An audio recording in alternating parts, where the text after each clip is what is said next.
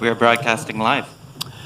Good morning, everyone. This is the council meeting for the town of Mono, held on Tuesday, October 14th, 2025. This meeting is being conducted both in chambers and by means of electronic participation, as permitted by Section 238, subsection 3.1 of the Municipal Act 2001, as amended, and the Town of Mono's Procedural Bylaw 2020-42. This meeting can be viewed as it occurs or later on through the town's website. I should indicate that we do have a quorum with 2 members of council appearing virtually. Just for reference, location of emergency exits are in the rear of the council chamber. Members are free to declare pecuniary interest at this point or at any point in the course of the meeting. And I'm calling on Councillor Davey to read the Indigenous land acknowledgement. Thank you, Mayor. We'd like to begin by respectfully acknowledging that the town of Mono resides within the traditional territory and ancestral lands of the Tionotante, the Arawandran, the Haudenosaunee, and the Anishinaabe peoples. We also acknowledge that the town of Mono resides within the treaty lands named under Treaty 18, the Nottawasaga Purchase of 1818. These traditional territories upon which we live and learn are steeped in rich Indigenous history and traditions. It is with this statement that we declare to honor and respect the past and present connection of Indigenous peoples with this land, its waterways, and resources. Thank you. I have a motion that Council approves the agenda of Session 17-2025 as circulated and I hope as amended. Councillor Capes, my proposal was to deal with your motion immediately after we hear from the Heritage Committee, so that we're dealing with the 2 issues basically, one after the other. Is that agreeable to the rest of council? Yes.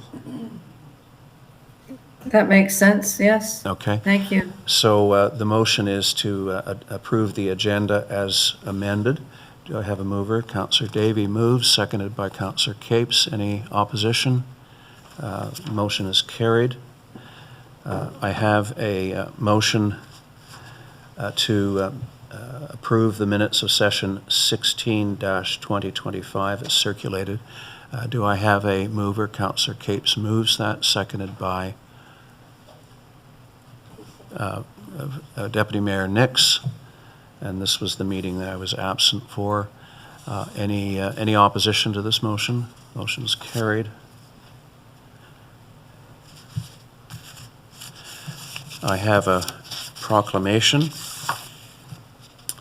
Whereas every year Ontario celebrates Local Government Week during the 3rd week of October to increase public awareness of the important roles local governments play in our communities, and whereas Local Government Week was developed by the Province of Ontario, the Association of Municipal Managers, Clerks and Treasurers of Ontario, and the Association of Ontario Municipalities to celebrate the key role that Ontario local governments play in helping define the character, priorities, amenities, and physical makeup and quality of life of communities across Ontario, whereas municipal governments play a vital role in helping to define the character, priorities, physical makeup, and quality of life of communities across Ontario. On behalf of Council, I am declaring October 19th through to October 25th, 2025 as Local Government Week in the town of Mono.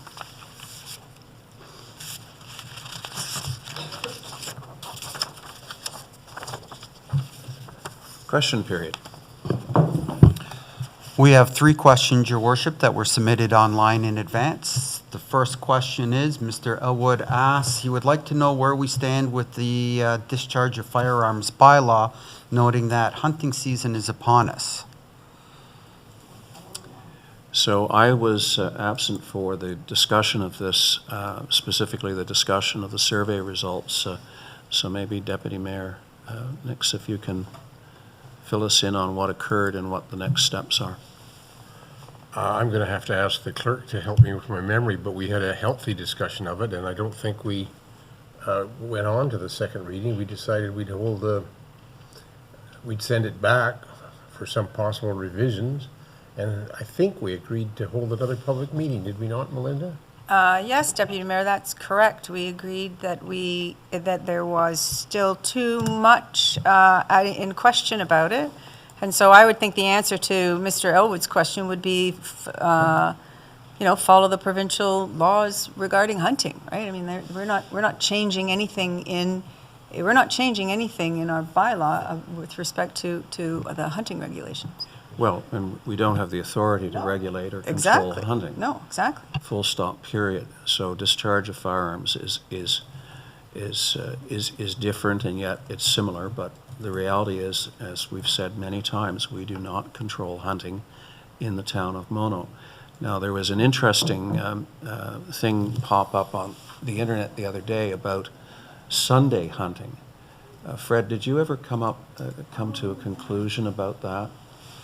Your worship, no, since we spoke on Friday, I have not had an opportunity to investigate the impact of a bylaw that restricts hunting on Sundays. So there was the assertion that in Toss Agila and Melanchthon, I believe, that you could not hunt on a Sunday.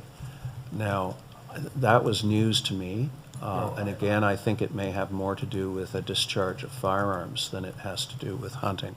Fred? Well, okay, I'm certainly not an expert on this, but I have been told that a municipality can pass a bylaw which allows hunting on a Sunday.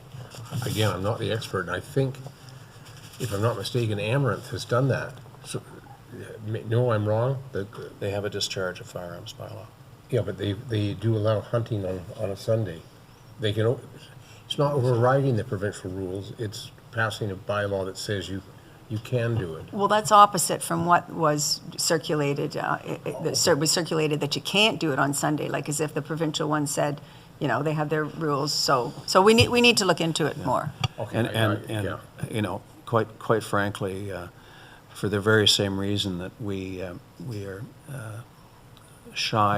becoming more shy about designating Sunday as distinct from other days of the week, I certainly would be loath to get into the regulation of whether you can hunt or not hunt on a given day. Frankly, I think it makes no sense to me.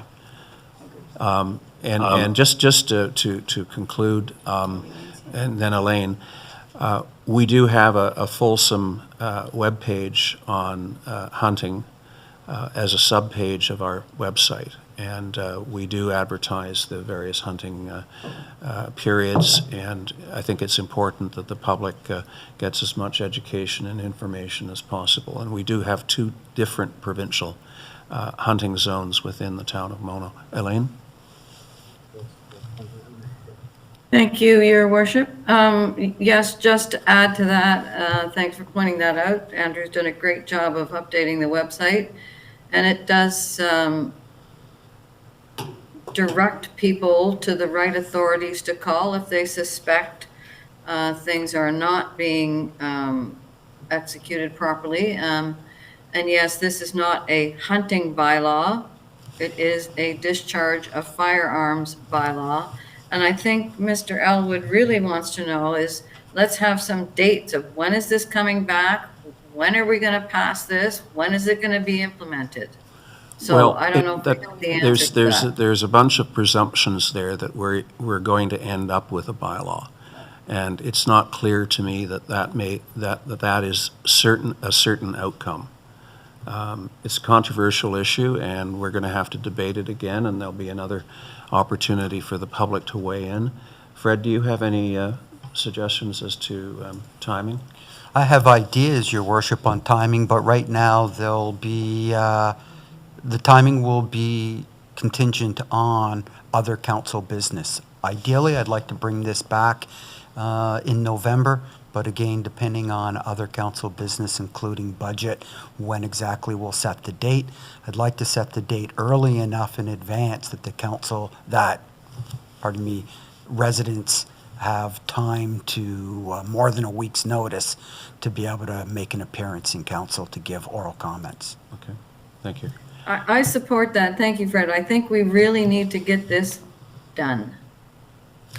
One way or the other. Off the unfinished business. Off the list. Fred, next question if we can. So the next question is, would council approve a program to reimburse Mono citizens for parking at local conservation authorities?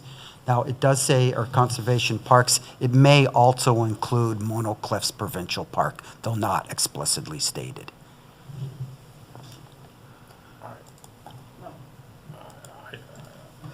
Go ahead. Well, I understand the sentiment here, but we have parking regulations for a reason.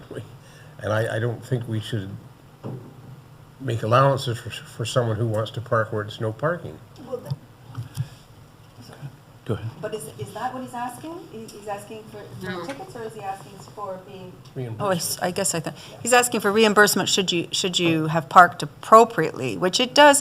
There are some municipalities that do have a program, and we talked about this previously, particularly when the COVID situation and parking was a problem. And so now that not only, never mind that we had no parking, it was just there were so many visitors that our local people couldn't get their horses in or park to go for, how can local people? So there are towns who do a kind of you get a badge for your car, and if you're parked, you don't have to pay. But that's different than if you're parked in a no parking zone, you're going to get a ticket whether you're a resident or not. But I think I would suggest to Mr. Hussein and any other residents who might have asked him this on his Facebook group that stay tuned for these budget conversations that are coming up. We don't have any money to be giving money away. We really don't. And just to this issue, we quite, I wouldn't say dramatically, rolled back the original parking prohibitions, but we certainly created opportunities for people to park where during COVID they couldn't without getting a ticket. And we have approached Parks Ontario about the concept of a Friends of the Park that might give individuals a discount towards parking in their lot. They were interested in that. I think they do it elsewhere. And then, of course, I think the management of the park was changed, and maybe we could revisit that concept that people could join an organization like Friends of the Park, assume some responsibility for litter pickup and making certain that the park is in good shape, and in return for that get some credit towards parking. Can I ask, how about our, so that's the provincial park, which of course we don't have no jurisdiction over, we would just ask. We just ask. So, but the Conservation Authority, the parking there has been contentious, and we do contribute to that as a town. So where did we land on that with respect to the immediate neighbors can walk in to the additional spots at the Conservation Authority. But somebody who lives in the north of town who needs to drive to our conservation needs to drive in and pay the $8 to park. Right. Yeah, Mike? Councillor Davies, so there's multiple accesses to Island Lake CVC lands. There's one parking lot on the north extension of Hurontario, north of Buena Vista. That's your $8 parking spot, but there is accesses, and so on the north end of Island Lake, on Hurontario, once again, there's a parking lot across from the rowing club driveway, and there's Mono Am Public School, which does not charge, and there's other spots where you can access, and there's 6 or 7 spots at Island Lake Island Lake Park for access. So we haven't, I think I've been here for 20 years. This conversation, 17 years, this parking conversation is so appropriate at October 14th. It's the beauty of Mono that causes this conversation, and in a couple weeks it'll be gone. The parking issue will be gone. And the parking areas that council has set are generally appropriate for the user impact of Mono Cliffs Provincial Park. That parking lot on Third Line was built to allow the number of users that impact the park on a regular basis. And council has taken the opportunity at 25 Side Road and Second Line and Second Line north of 20 Side Road to add a few extra according to road safety. And that's why our zones all went in back in COVID, because we have people on blind hills and curves, and so the areas that have been set right now are generally on road safety. And Councillor Davies, right, the reimbursement of funds is a tough one for council right now. Yeah. Thank you. Next question, Fred?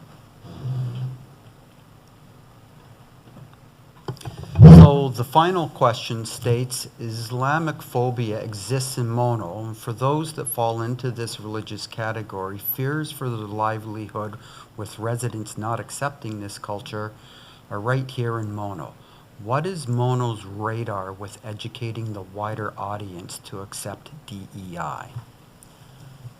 So I don't know if Ralph wants to weigh in on this, but I'd comment that when I was away, I did continue to monitor the internet, and I saw some rather shocking posts that were deplorable, quite frankly, and concerning.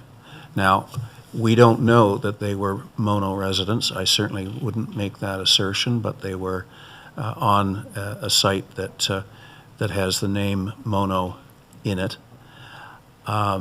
Mr. Hussein makes a point that there's something unhealthy and bad out there. Councillor Capes? Thank you, Your Worship. So you mentioned posting on a website. Why are we allowing these things to be posted on a website? I thought there was author or owner opportunity for these things to not be posted. So that's where I would start. I would just take them down. It's not our But website, Elaine. That's because I don't know, It's not our website, and we've had this debate as to whether or not a third party can use the expression Town of Mono, but there are two sites that do. They're independent of each other, and they're run by volunteers, and that's an ongoing discussion as to whether it's appropriate to use the name Town of Mono and imagery that gives people the impression that it is an official site of the town when it is definitely not. Yes, Your Worship, I thank you very much, and I just want to add to that it doesn't matter what that website is called, there is an owner.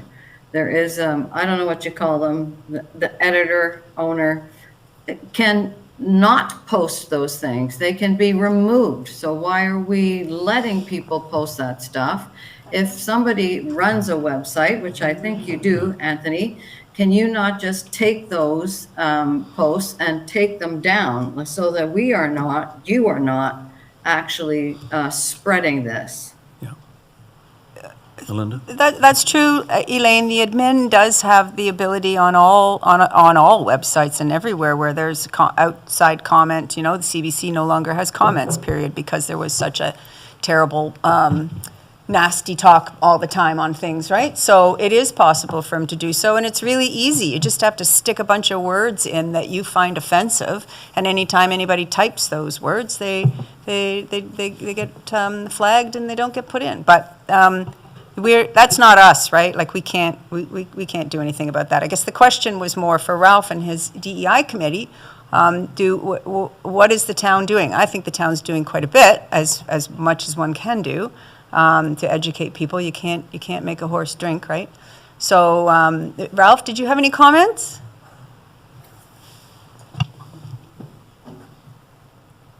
Yeah, see, I think Anthony's question isn't about words being there. It's about the fact that there are words there indicates there's a problem within the community.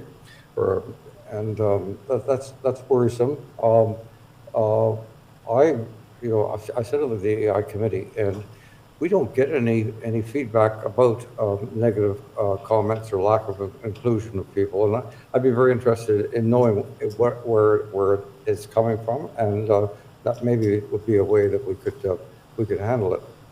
Certainly, we are committed to a very inclusive community where people are treated equally and with respect and hopefully affection. So if Anthony has some more information about this, please send it to us, Anthony. Send it to me if you like, and because I can't deal with something that I don't know about. Thank you. And again, we welcome any suggestions from any direction, any source as to how we combat this kind of thing.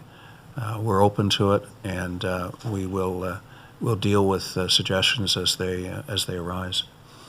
Is anybody in the gallery have any questions for council on any topic, other than possibly something that we'll be talking about next up? I'm not seeing anyone online.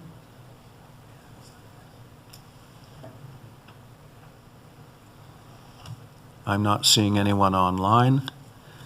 That takes us to the next item on the agenda, the delegation of the Heritage Advisory Committee, Anderson designation. So, Barbara, are you speaking on behalf of the committee? Okay.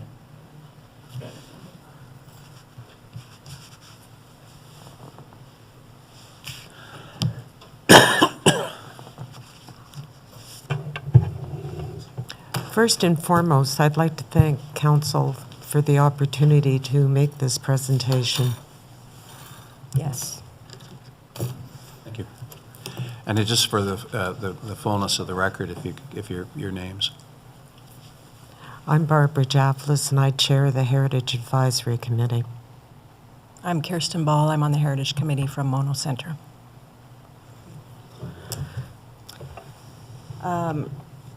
So as you know, the Heritage Committee submitted a response letter to the decision that you made at the last meeting regarding this issue. I think the letter speaks for itself. It outlines very clearly what our position is, and I think it refutes some of the arguments that you made in your decision to remove the designation. However, I do have a short statement here that I would like to read, if that's okay with you, and maybe one or two questions afterwards. The Heritage Committee response letter, in which we ask you to reopen this issue, is very clear, and it refutes all the reasons you gave for removing the designation on the Anderson farm.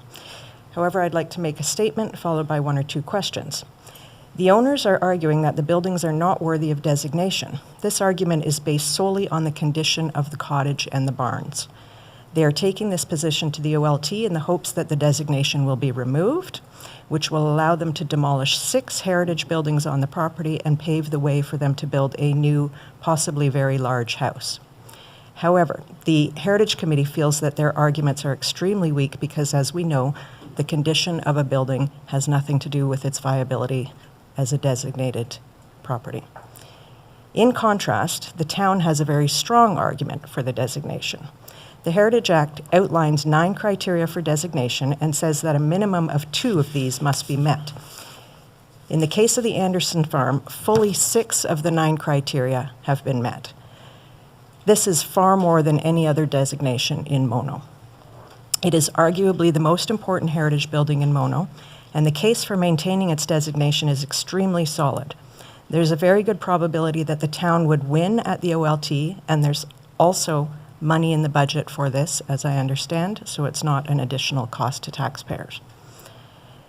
The owners are using the neighbor's desire to own the cottage as a negotiating tool to get the designation removed from the main house so they can tear it down. They're trying to strike a deal that will get both heritage buildings and the designation off their property. The Heritage Committee cannot support Council's decision to allow this to happen, and we know there is very strong support in the community to protect these buildings. The committee understands the obvious benefits of relocating the cottage in order to save it, however, not at the sacrifice of the main house, which is what the owners are in fact angling for. The committee believes there are other good solutions worthy of consideration and that the issue should be reopened so these avenues can be explored. The onus is on the town to protect these buildings for the benefit of the community. If there is one property in Mono that is worthy of designation, this is it. It is this house, more than any other. If you allow the removal of the designation and thus the subsequent demolition of these beautiful heritage buildings, you will be doing a grave disservice to Mr. Anderson's legacy and to the community as a whole. And that is our statement. So our ask is that you consider reopening this issue. I know there's a ton of public support in favor of protecting these buildings. I know that there's a lot of shock about which way this decision went, and some confusion as to why the arguments stood.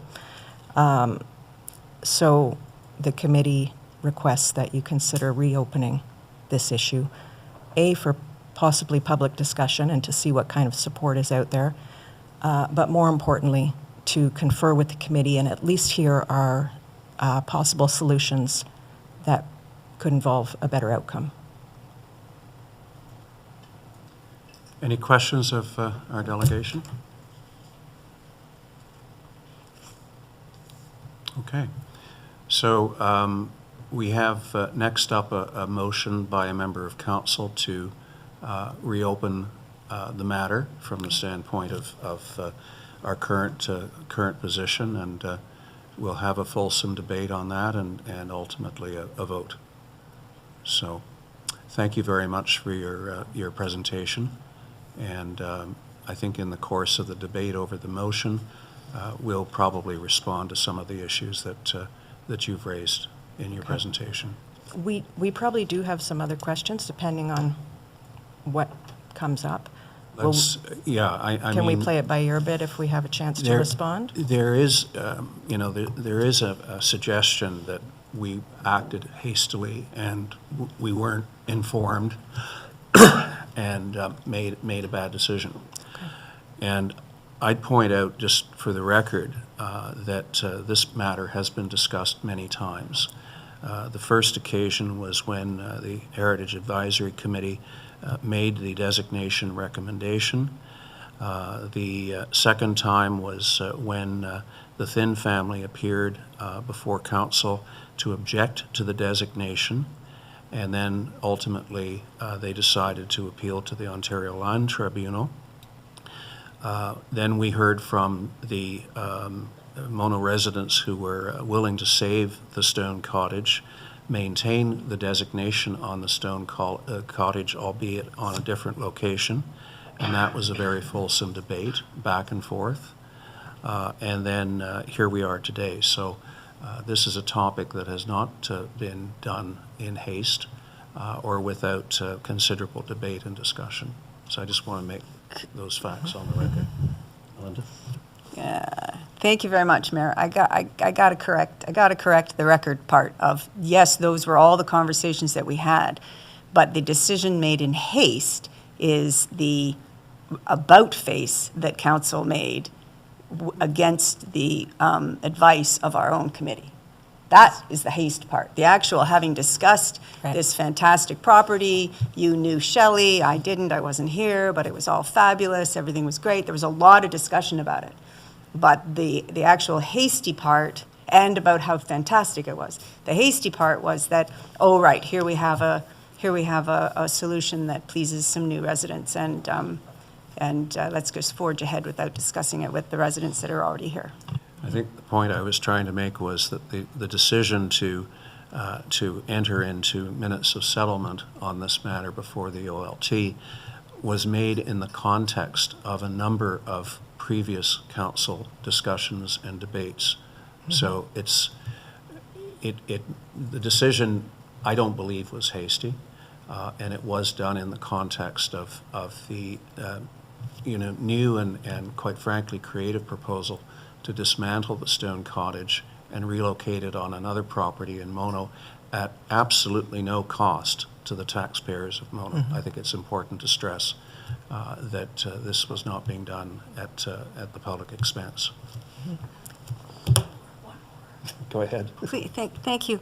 But you're right, that is, yay, the cottage is going to be saved. But the bigger picture is that heritage is the grouping and the location on Airport Road. Airport Road's a huge road with traffic that's crazy and those speeders Melinda, and I think stuff. this is appropriate once the motion is on the floor. But where we're going with having said thank you, and then we're going to bring the motion, and then back to now having a couple of comments, is the idea that when we have a motion, we don't generally have public input into the questions. And so I'm still speaking now to this delegation, which points out very clearly that the value of this heritage, the value of heritage is a broader thing than just rocks put together in a certain way. And that's what's the crux, I think, of the statement that you've made, is that this is a collection of buildings that now run the very grave risk of no longer being here. That's right? And Yes. I Thank you. would say that you've made that point very strongly today, and you've made it very strongly in the past. So we're aware of that, but we're also aware of other considerations, and ultimately we have to make a decision. Okay, well, will we have a chance to respond to I'm inclined. during the discussion well, with comments? Technically not, because we could, Mr. Riley is here, there may be other people in the audience. This could go on for a day. So I think we need to go on with council business, and we've heard you loudly and clearly. Some of us agree with you, and some of us don't. I think, Your Worship, I would say we now technically have a delegation in front of us, and if Kirsten has further things to say, this would be the opportunity to say them now. I understand. And especially any new information, because a lot of the content of your written submission and what you have read to us is, I dare say, we've heard it before. Yes. If you have new information to bring to bear on this, now's your opportunity. Well, we don't have any new information, but we are flummoxed as to why the information we have given is not enough, because in our opinion, it's a very strong case for protecting the buildings, and we believe that the community supports this.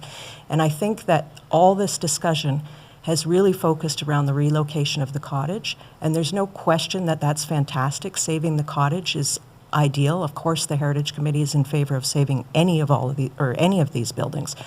However, the flip side and the more important issue here is the demolition of the other buildings on the property, which will be the result of the relocation. And I don't think that has been clearly stated. It doesn't come up in the meetings. Nobody's been talking about it, but that is the issue that the Heritage Committee feels very strongly Have you once heard about the it. Finn family say that they are going to demolish anything? I have not heard it directly from them, but I have heard it from reliable Because there is sources a big who know assumption them. here that that is what they're going to do. Well, if they give you a guarantee that they won't demolish the building, I mean, it seems to me, why would they be fighting so hard at the OLT if they don't want to demolish it? Well, we've had people who respectfully disagree with the whole heritage scheme, whether it's going on a registry or whether it's Right. being designated. Right. And they do so from a principled position that they do not want to be I know, but that is bound. why the Heritage Act is in place. And we're aware of Exactly. that, but we're also aware that the Heritage Act doesn't force a property owner to fix a property up. That's right. It doesn't do it. Right. Okay. But if we remove the designation, all those buildings could be gone within a year. You are making an assumption which I think is I very know, but- unfair to the property owner. Have You're they said that they're you're- not going, have they told you they're not going to knock it down? They haven't said either way Right. what they are going to do. Right, so and- how do we know? Well, anyways, Elaine? Thank you, Your Worship. So what I want to bring back, and Melinda brings this up frequently to us, is consistency. Now, I believe, due process has been manipulated by this idea to take this stone cottage and move it somewhere else. I'm sorry, that's how I feel. And that we are not following due process. We are not letting this, as it stands, as a heritage recommended designation, meeting 6 criteria out of those 9, far exceeding any other designation we've ever made on personal properties. And 2 people at this table know whose properties those could be. And also, I think that there's been manipulation of this due process. So we, first of all, we said we agreed for this. We said we would fight it at the OLT, and then we let somebody manipulate us into not going there. And I believe that that is a mistake. I believe that we should allow due process. The committee came forward with this designation. We as a council unanimously supported it. And then it got, I'll say, sideswiped. The due process is the proper thing, is to let it go to the OLT and let the OLT be the deciding party about this designation standing as it should. So that's, I feel very strongly about that. So just let me know when you want me to read my motion. Very shortly. But I'm going to let Deputy Mayor next have the final word on this. I admire the passion of the people on the Heritage Committee. I understand it. Two points. One, I feel uncomfortable being told, Councillor Capes, that I've been manipulated. I really feel uncomfortable with that accusation. And the second thing I think the Heritage Committee should keep in mind is they make recommendations to Council. We as Council have the right to accept those recommendations or not as we choose fit. Thank you. Thank you very much, and I'm going to recognize Councillor Capes for purposes of reading her motion. Alrighty. Thank you, Your Worship. Okay, I'm staring into the sun here, forgive me. Are you ready? Yep. Yep, okay, thank you. Yes. Whereas the town of Mono has always supported a heritage committee and has taken the advice of this committee to preserve the important historical and cultural history of Mono through designation of many properties. And whereas the Heritage Committee recommended designation of one of the town's most visible, historically and culturally important properties, known as the Anderson property on Airport Road. And whereas the Heritage Committee received Council's unanimous support for this important designation, and then on July 15th, Council passed a motion to rescind the heritage designation of the Anderson Farm on a split vote of 3-2. And whereas it is the committee's position that this decision was made in haste, without public input, without serious examination of alternative solutions, and without careful consideration of the irreversible consequences. And whereas the committee is also concerned that Council's about-face on designating this beloved and highly visible property sends a very negative message about the town's commitment to heritage preservation. And whereas members of the committee have fielded many inquiries from concerned Mono residents regarding the state of the Anderson property, indicating the public cares deeply about this remarkable and storied property, and further, that there is very strong public support to find a solution that preserves the buildings in their current location. And whereas the committee has expressed in writing their unified opposition to Council's decision on July 15th, 2025, to rescind the heritage designation of the Anderson Farm, therefore, be it resolved that we reconsider Resolution 3-13, 2025, passed by Council on July 15th, 2025, indicating that Council wished to reach a negotiated settlement with the owners regarding the Anderson designation OLT appeal and directed staff and the town solicitor to enter into minutes of settlement with the owners. Thank you. Do I have a seconder? Councillor Davey seconds. Thank you. I'll open the floor to debate. Councillor Davey? So the big question is, are we too late? And the question, I think, has to go to our clerk, because are we too late? Too late for what? To consider this, do we already have minutes of settlements with the owners? Ask the clerk to do it. Okay, so council followed through on, staff followed through on council's direction. So minutes of settlement were offered to the Thins. The Thins have accepted the minutes of settlement. We informed at the time we made the offer that it would come back for council's review. And the Thins were aware of that when they signed it and were reminded of that. So an offer has been made and accepted, but they were informed at that time that it was contingent upon final review. So the town has not yet signed the minutes of settlement, nor have we informed the OLT that we've reached those minutes. And what's the date of the OLT appeal? We don't have a date. The OLT is adjourned, as we informed them on August 1st, that we were continuing the negotiations. And just for the record, the minutes of settlement do form part of Schedule A.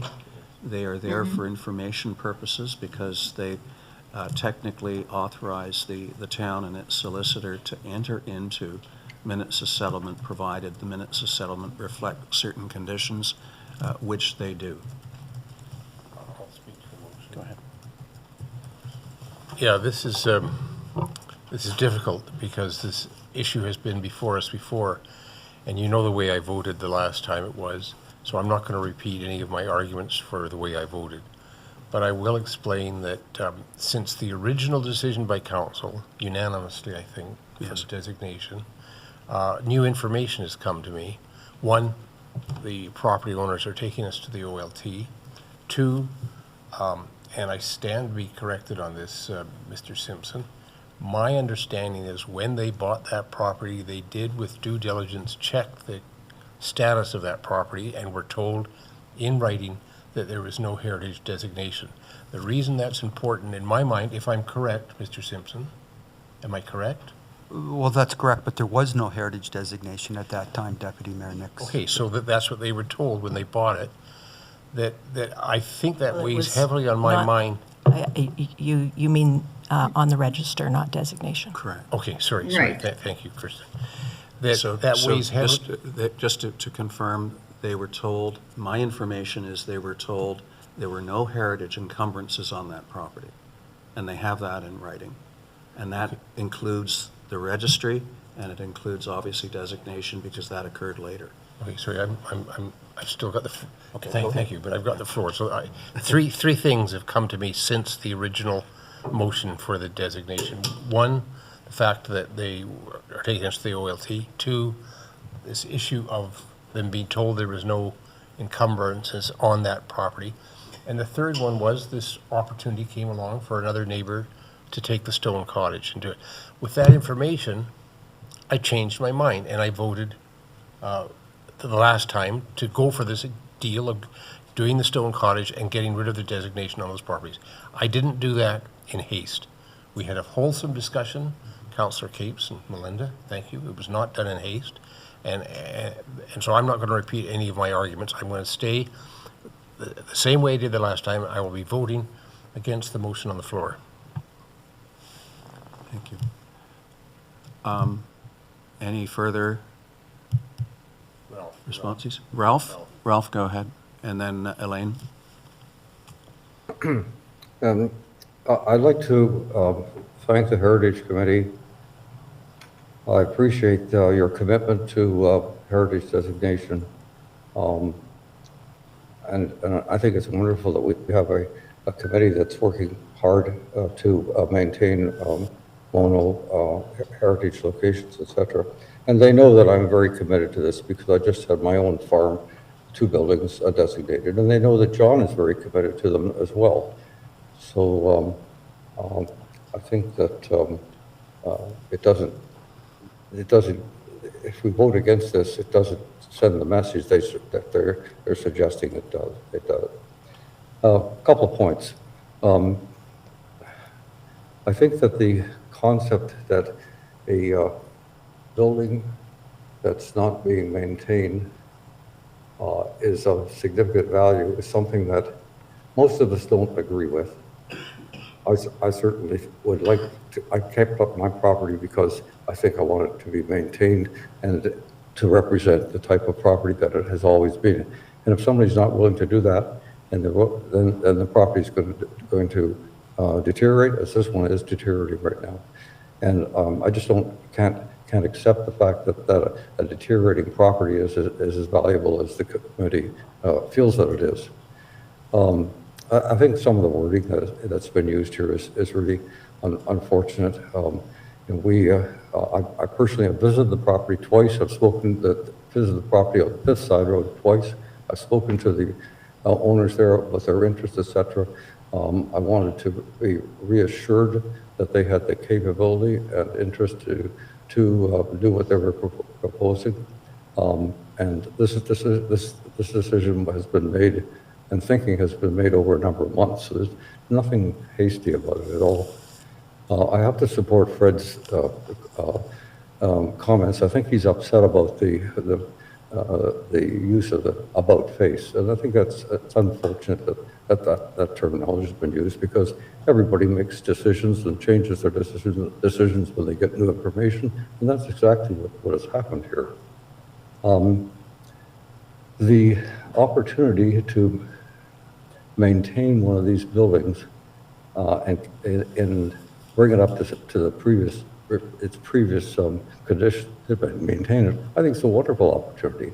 And it's much better than leaving this property to deteriorate, as I think is quite clearly going to happen. I recognize the Heritage Committee's enthusiasm about this property. I'm enthusiastic about it too. I think, it'd be very nice to have a memorial to Shelley Anderson, but it's not going to happen. The present owners are not going to do it, and they were clearly misinformed. So I don't see any new information that you provided, Barbara, and I think that the situation is the same as it was when we voted against it, and I will not be supporting the motion of Councillor Capes. Elaine? Thank you. So I want to be clear about, was this property listed on the registry? Not designated, I'm but going to listed defer on to the Fred, but I believe it was on the registry at the time the Thins bought the property. Okay, well then that in and of itself means this property has been identified as culturally, historically valuable to the town of Mono and would be considered for designation. That's what that means, to be listed on the registry. The issue, Elaine, I think the issue is that when the Thins approached the town of Mono, they were not given the proper information. And quite frankly, when they walk into an OLT hearing with an email from the planner saying there are no encumbrances on that property, the OLT is going to throw this thing out. They are absolutely going to throw this thing out, I can guarantee it. But I guess it's a nuance of words. Go ahead, because the Elaine, I interrupted you. The encumbrance wouldn't be there because it was not designated. But the fact that it was on the registry is real. So I wanted to make that clear. It's only real if you Now, told you. I'm getting, a little bit disappointed that it's okay to be committed for personal reasons and personal benefit, but it's not okay to be committed for the betterment of preserving culture and historical value for all Mono residents. So that disappoints me. And so If you were to look in Great Britain, if anybody's been there, how about Stonehenge, pile of rocks? How about other castles, pile of rocks? Those are all considered valuable cultural, historical landscapes, and they are designated, and they don't say, oh, it's a pile of rubble. They value it, and it doesn't matter the state. It is that this is part of that whole eclectic of buildings that makes this a valuable landscape, makes it a valuable cultural, historical property in Mono. And so it doesn't, I don't like people saying, oh, it could be a pile of rubble. It is that what it is. And as it stands, it is a culturally, historically important landscape landmark, and everybody who drives up and down Airport Road knows it. Just Melinda? making that point. Thank you. Thank you very much, Mayor. Thanks, Elaine, for those comments. I think that that's the crux here. And it, on the one hand, it's brought up that there are 2 members of council who have designated houses. I wonder whether that makes it so that they can really see the bigger picture here in this vote. That it is really, we're talking about our community and our reputation in the community as people move through our community to see things that make Mono different. We got the hills, and we got the awesome trees and the leaves everybody comes for, but we also have these barns and buildings and stone and the pioneers and stuff. Did you see the last calendar that the Heritage Committee put out? So the bigger picture, in contrast to the idea of just a property owner and, you know, the people who are against the idea of heritage are, you know, it's my whatever, I can do whatever the blankety blank I want on my property, misses the spirit of neighborness and community and so on. So I do wonder whether everybody on council sees this through the grander lens, which is what our job is supposed to be. But anyway. Which, if I may, is precisely why it's valuable to allow this to go through the OLT process so that it gets due process, and then it is, I'll say, legitimized by an outside party.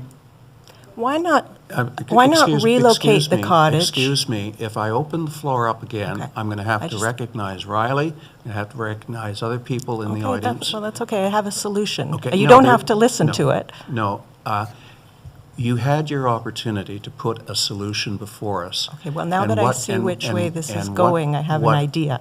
Well, I'm very short. not going to recognize you. I'm sorry. I'm going to follow our rules. And you had the occasion, many occasions, to present a solution or an alternative. You've made some assertions that the Thins are going to tear everything down, which is baseless in the sense No, that well, they it's have. not. It's well, not that's your baseless. assumption. No, it's not. That's your assumption. No, it's not. I have it on Well, good authority. That's your assumption. Anyways, I'm going to. I have a question for Councillor Capes. How much money would you have us spend at the OLT on this?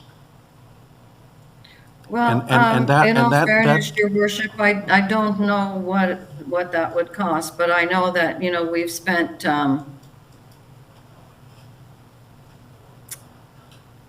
tens of thousands of dollars designating other individual properties. And so would it be more than the cost of a designation or a couple of designations? I really don't know. I don't know what that looks like, so. I We can't have an answer that. advisory committee, but we also have a fiduciary responsibility on behalf of the taxpayers of this town to control our costs.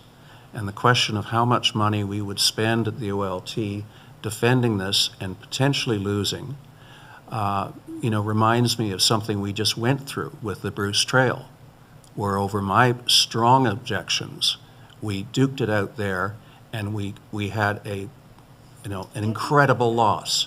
And I think the bill on that, $107,000. and we should have put forward no argument against the Bruce Trail.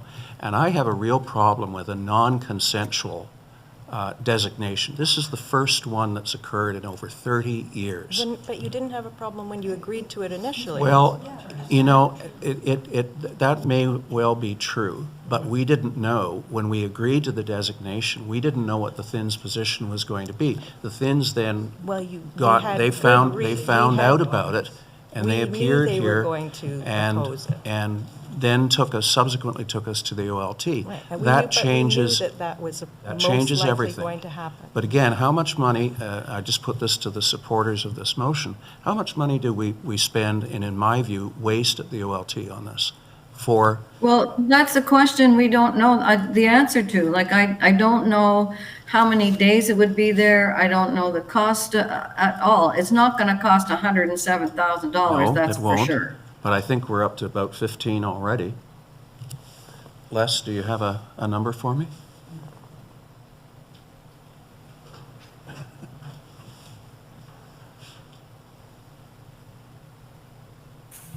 Thank you for the question, Mr. Mayor. I did an update on all our legal costs.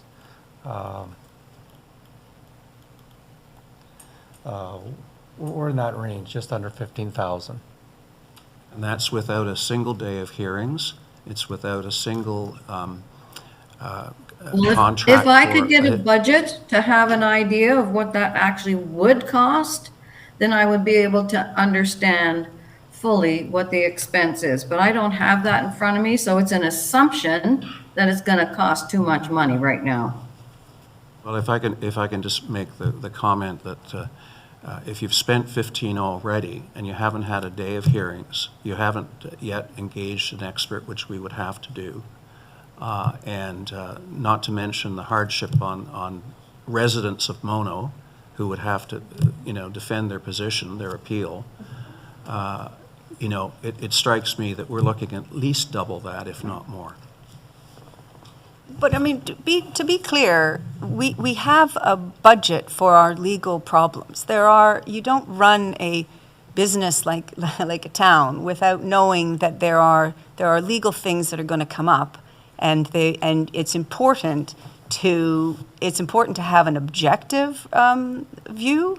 It's important to have a legal proper, that is, I mean, it just doesn't sit right, what we've done. It doesn't sit right. You bring up the Bruce Trail, neither did the Bruce Trail sit right. It should have gone to the OLT in the first place, right? Just leave things to the adjudicators. We make decisions on this level, and you leave things to the adjudicators. We made a decision. The Finns have a right to appeal. We need to defend ourselves, not flip-flop over. And point of order, Your Worship. Right. Yes. Our procedural bylaw allows any member of council to speak for no more than 10 minutes on any particular issue, and I think some of our councillors are approaching the 10-minute limit. I would suggest, I'm not calling for it, but I would suggest maybe we should put the question.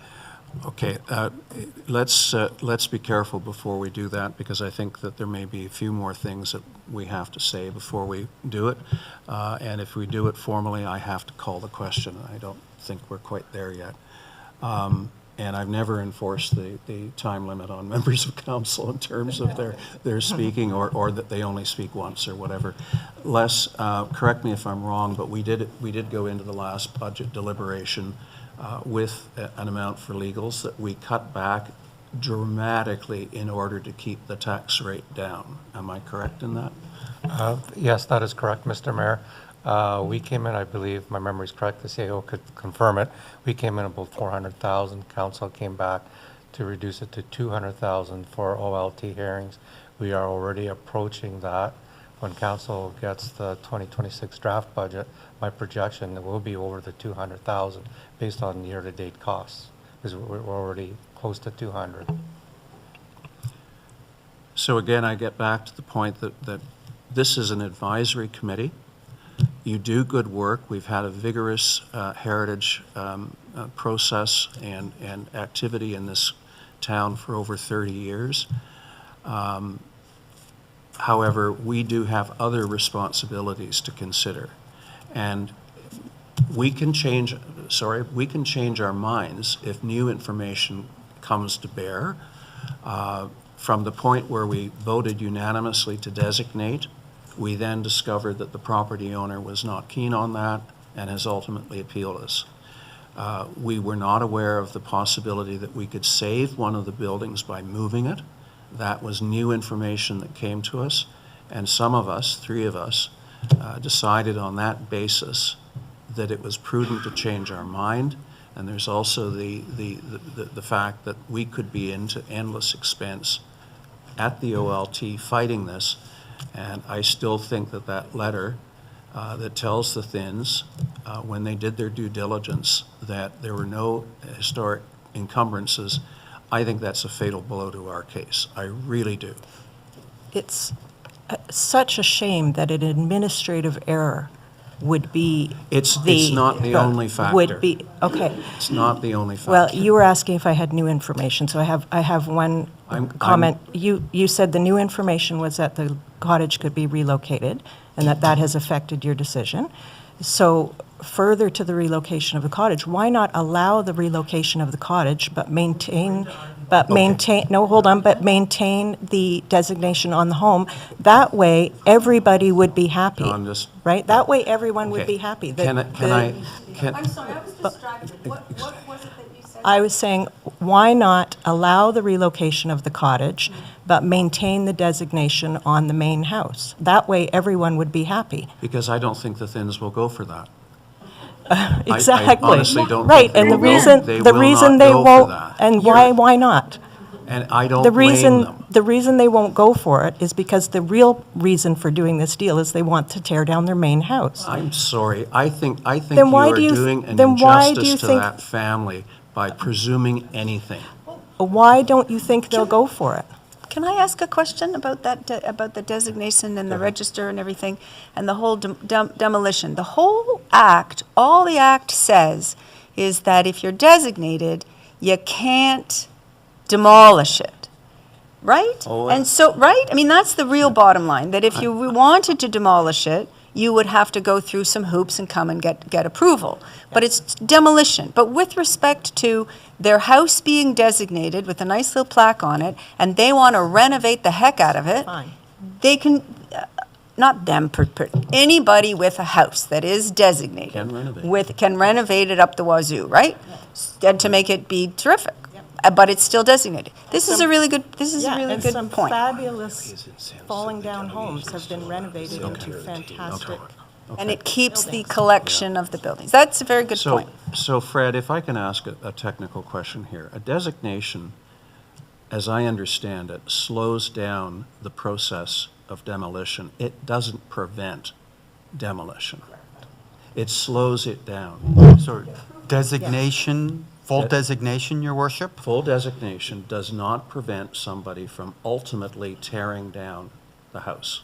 Only with council's approval, Your Worship. Oh, and then we'd be back to the OLT again. So, well, if the Yeah. building was designated, then council would have full control on demolition, as well as would be approving a lot of different significant renovations of the house. Those would come to council for approval. Okay. It wouldn't necessarily go to OLT. That would then be council's No, decision. no, it would either go to the courts or it would go to OLT, one or the other. Okay, I'm having some difficulty with, unfortunately, the two of you there.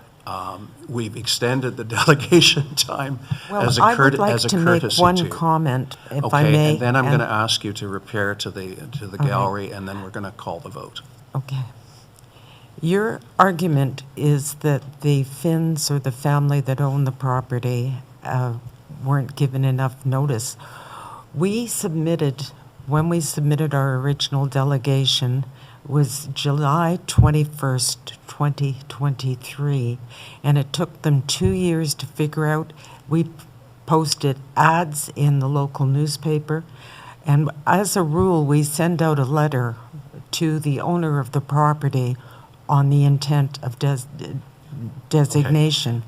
They should have they had 2 years to. Barbara, I'm not making the argument, nor is anyone else, that they weren't properly notified of the designation process.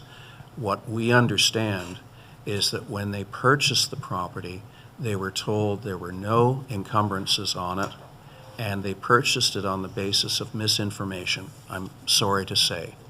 And that puts the municipality in a very vulnerable position. That's why we carry errors and omissions insurance. But they had the That's right. We've got insurance for that. That's a good thing. And we should Staff be- members no longer with the town. They No, had we the know that. opportunity Okay, I'm to respond. I'm going to call the vote, and I'm going to ask if you would repair to the gallery.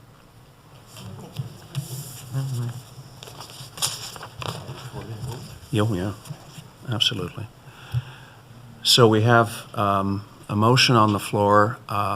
We had sort of a partial attempt to call the question. Yes. Okay, so we've called the question. Go ahead. Or, never mind. Okay, And I think I call for a recorded vote. and a recorded vote. And this is on Councillor Cape's motion, Thank you. that we reconsider, that's correct. Your worship, are you ready for me to call the vote then? Yes. Okay. Does anyone require the motion to be reread? Okay, so regarding the motion on the floor, Councillor Capes, how I do you think, vote? excuse me, Oh, Ralph, I think for the purpose of clarity, that you should read the last paragraph, which is that we're therefore be it resolved, so that everybody is quite clear on what we're voting on. so Elaine, I can do that.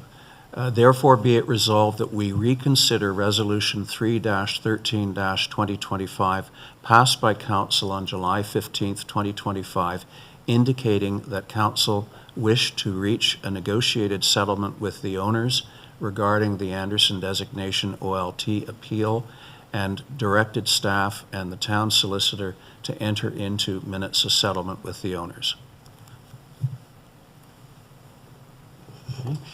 Councillor Capes, how do you vote? I vote for the motion. Councillor Davy? Yes. Councillor Manctalo? No. Deputy Mayor Nix? No. Mayor Kurlman? No.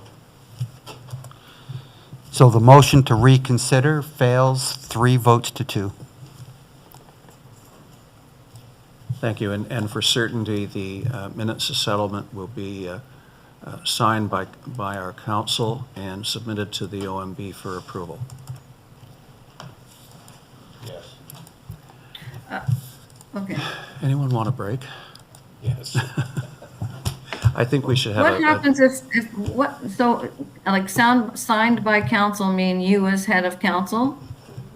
No, I think the intent is that our lawyer counsel, different spelling, would sign Oh, okay, thank you. on behalf of the town. Thank you. All right, great. So I thought it was another opportunity for me to refuse to sign it. Anyways, 10-minute recess, and Okay. we'll come back in 20 past 10.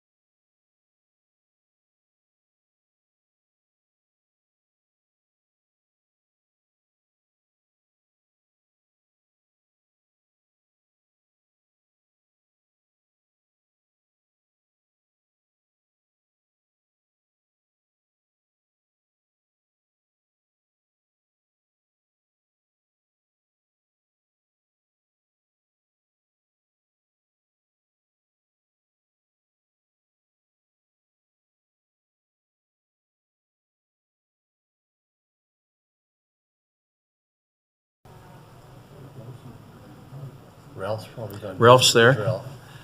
So Finishing his supper. we're just back on unfinished council business. Are there any comments or questions about the list? No, looks good. Looks good. Hopefully, we'll knock a few things off it. Okay, next item is fee and charges bylaw. And that will be Les, I believe, or Fred.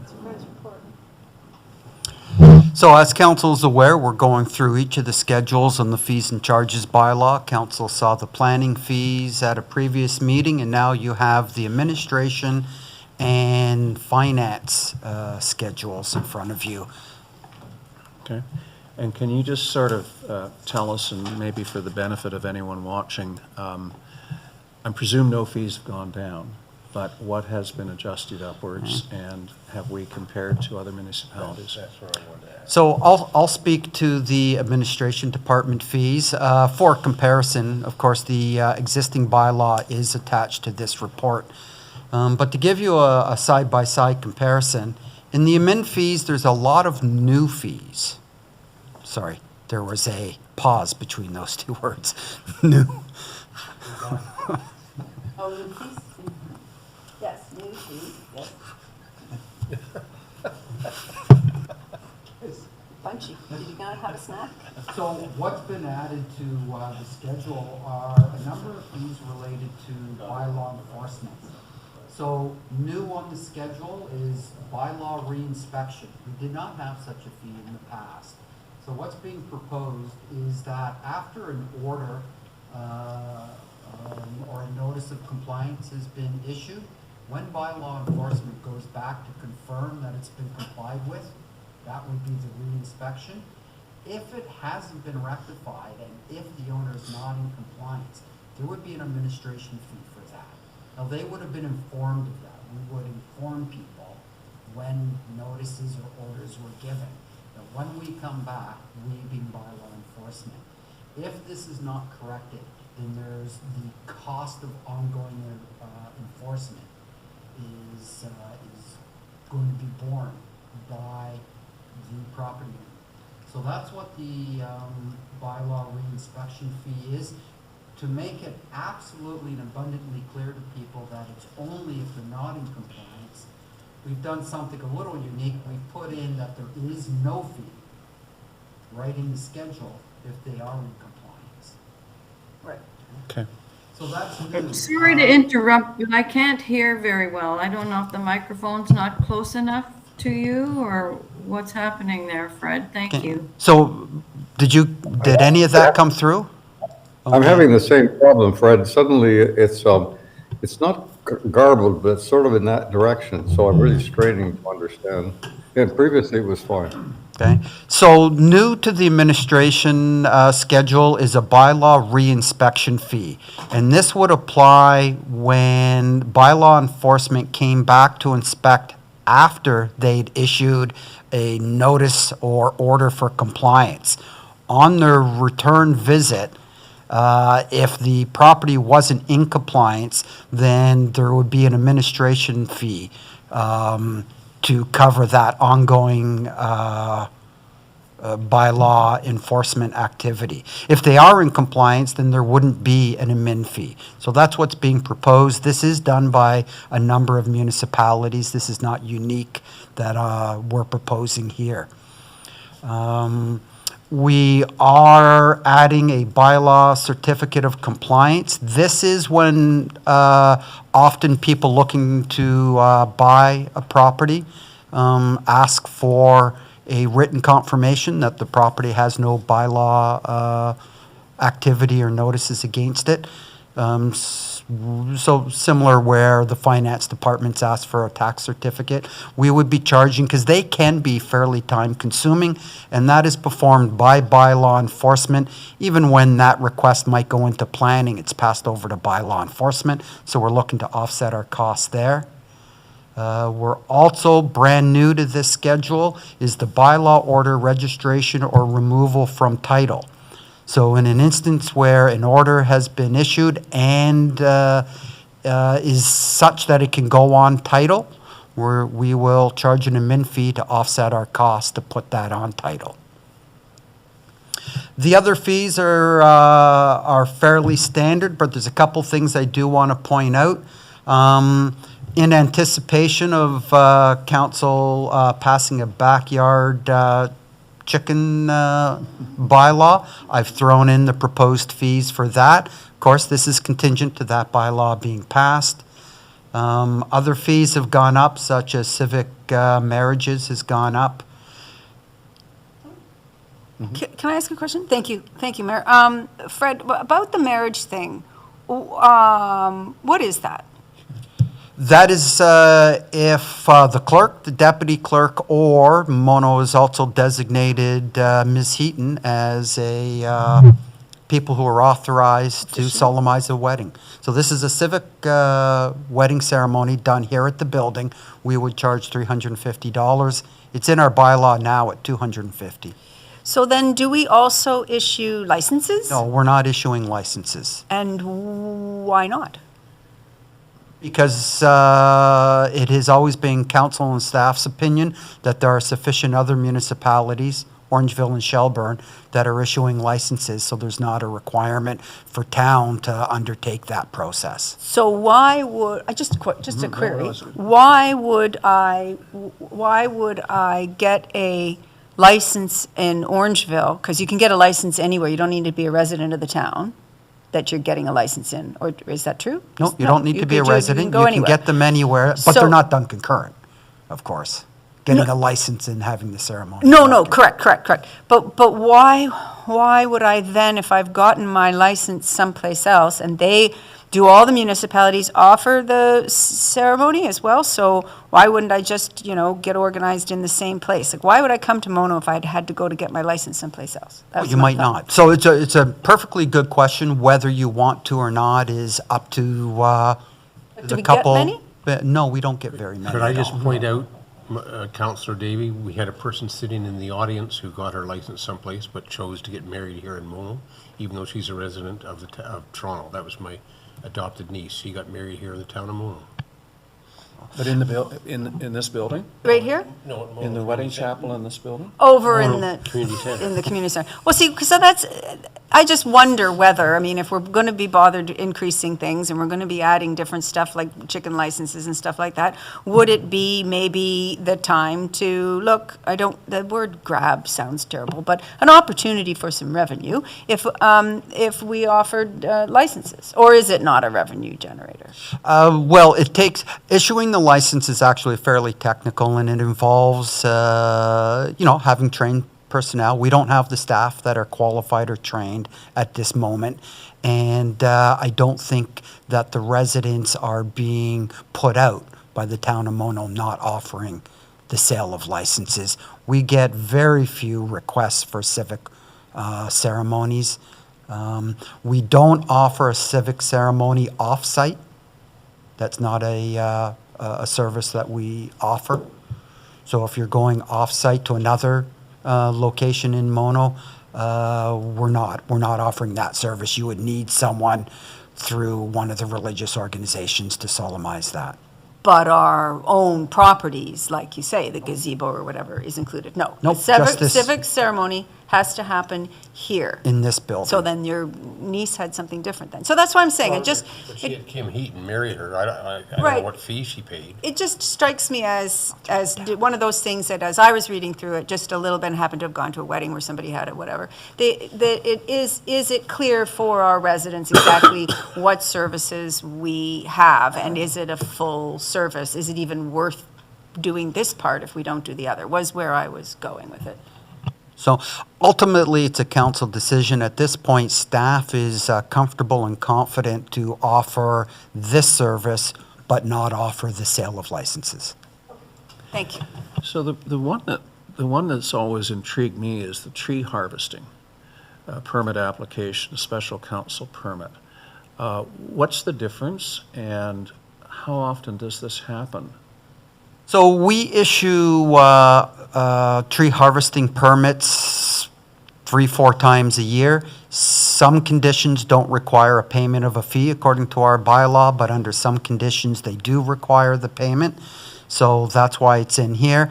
And the special council permit is basically when someone requests a variance to the bylaw, and that comes before council. And the scenario would be that a property owner does a thinning of their pine plantation. Do they need a permit, or can they simply go ahead and do that? And second part is, what happens in the case of a windstorm in the middle of winter, when a whole bunch of trees come down and it becomes almost an emergency situation? So our bylaw covers off pretty much all of those different situations. In an instance where the person or the property owner has a forest management plan and the harvesting is being done by a professional, then our bylaw speaks to that, and there actually is no fee for that. Now, we may revisit that bylaw down the road, but at the moment, that's what it states. If those conditions aren't met and the harvest is over a certain volume of lumber or wood retrieved, then there is a requirement for a permit, and that's what this permit fee is. Okay.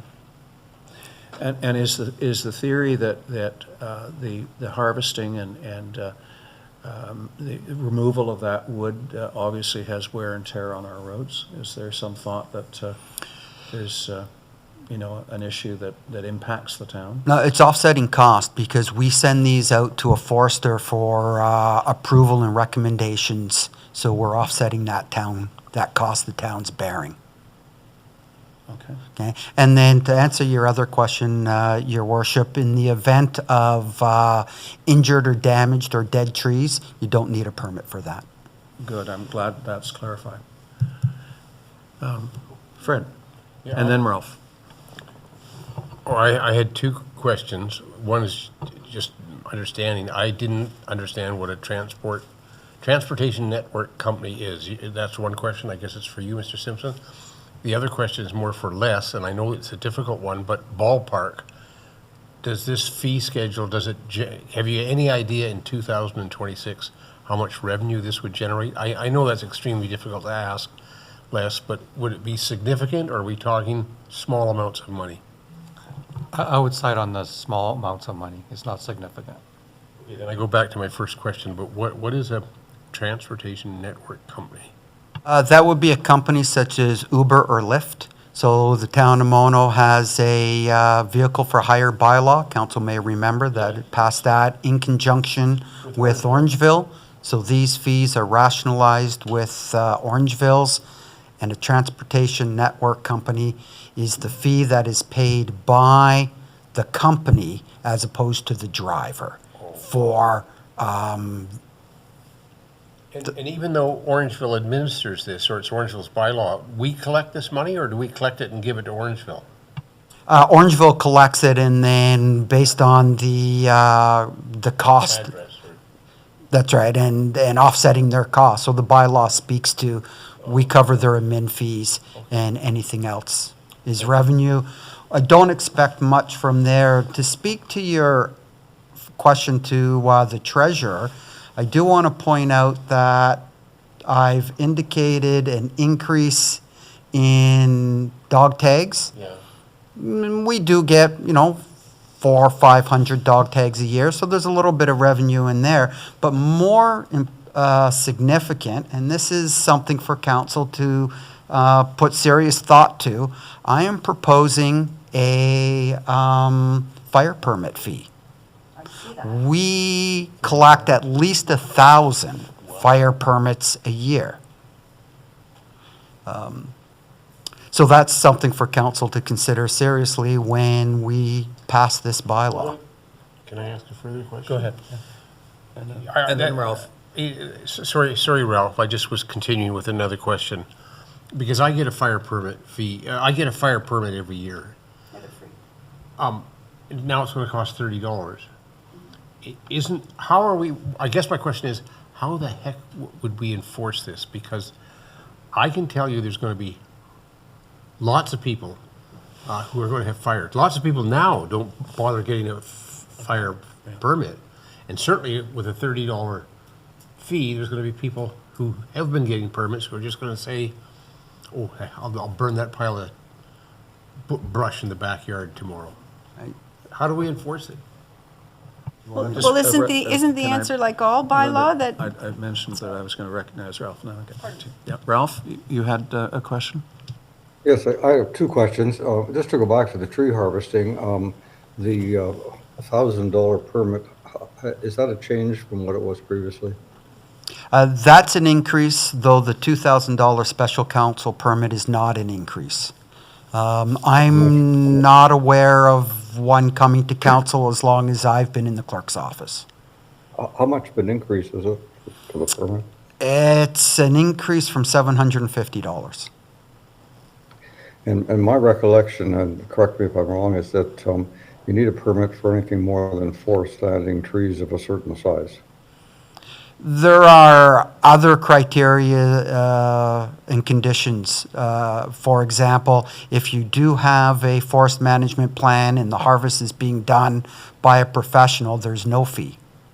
The town still bears the cost of a forester to review that, but that review is pretty quick because they have the forest management plan. So really, it's a quick review of the harvest plan. So to go back to my question, is it right that if I have more than 4 standing trees of a certain size that I need a permit? No, that's incorrect. Under certain conditions, it depends on the size of the tree. So there's a formula that takes into account the number of trees and the size of the tree. And Okay. in that you don't have a forest management plan as well. Right? So it seems to me, I know that I will occasionally cut down some trees, and it seems a lot of money to spend if I just want to take down a few trees. I understand that if I'm taking down 1,000 trees in my reforested area, then, it's not a big deal, but it seems to be a little bit high. Even the 750 seems to be high. And is that because there's that much involved with getting a permit out? Yeah, the town bears a significant expense when the property owner doesn't have a forest management plan. Now, the permit is fairly liberal in that, and again, I haven't read it in a couple of weeks, but I do believe it is 5 cord or more before you require a permit. So if it's a very small harvesting, or if it's a harvesting that is to remove diseased or injured trees, there's no permit required. So you can take out a small amount of trees. Again, I get it, 5 cords, not that many trees. You don't need a permit. Is that a bush cord, 4x4 by 8? Yeah, 128 cubic foot bush Yeah. cord, or standard cord, not a face cord. Yeah. My second question is the backyard chicken license, an application of $250. That's probably enough to prevent anybody from doing it. Does it need to be that high? Well, again, the goal was to offset administrative costs. Because we haven't gone through this, it's a guess at what the admin fees are going to be, but the bylaw does require the applicant to submit a significant amount of information, which has to be reviewed, right? A site plan, setbacks, all those sort of things. So I'm estimating that this is a reasonable amount to offset that initial application. Okay, I appreciate that. I think the public's going to look at it and say, well, I can keep 3 of my dogs for $90 and I have to pay $250 for 4 chickens. It seems to be out of line. That's just going to be the perception, I suspect. And I think if I was interested in having backyard chickens and I was allowed a maximum of 4, I think that's what we're currently thinking of. The $250 would be very expensive, I would think, for the proposals. Elaine and then Melinda. To clarify just that comment of Ralph's, is the chicken license a one-time, I'm going to keep chickens, or is it annual like the dog is, I got to get a ticket for my dog every year? So the initial Sorry, the initial application is a one-time, though you'll notice in the schedule, I've included a renewal, which is annual. So it'd be a $75 annual fee for renewal. For 3 chickens. 5 chickens, 4 chickens. Seems much. It's a bit steep, I think. Yeah, but- So, well, this is why we bring this to council, looking for input and suggestions. Well, if you get any blowback on any of these things, let us know, because I think we need to be mindful of you know, what the impact is. I have Elaine, you're next. Thank you, Your Worship. Yeah, so I did see alarm bells when I saw the fire burn permit of $30. Been here for 20 years, and every year we get a fire burning permit like a upstanding citizen, and now you're going to charge me $30? I don't agree with that one. If it's a fire burn permit for a special burn, that's a different thing. But if it's to have a backyard burn, like we have a fire pit, if it's to use that, then I think that's, I don't necessarily agree with that. The sign permit, in other places in our, especially in planning, we ask for a deposit. I brought this up some years ago because we get abandoned signs that then become terrible landscape views that shouldn't be there because people close their business, leave, and leave the ugly sign behind. So I would like if there would be a consideration for a fee deposit for the removal of said signs when people don't take them down, or a fine set to them for them not removing their signs when they vacate. I would like to see that. And then recreation, on the last page, it talks about baseball and gazebos. So I wanted to know where baseball is, because it doesn't say, and I want to know what gazebos we're referring to. So that it doesn't say that either. And That's I not do the want draft, your Elaine. attention. That's not the draft for today's conversation. The draft is just the admin and finance. Oh, sorry, I went looking at the whole darn thing.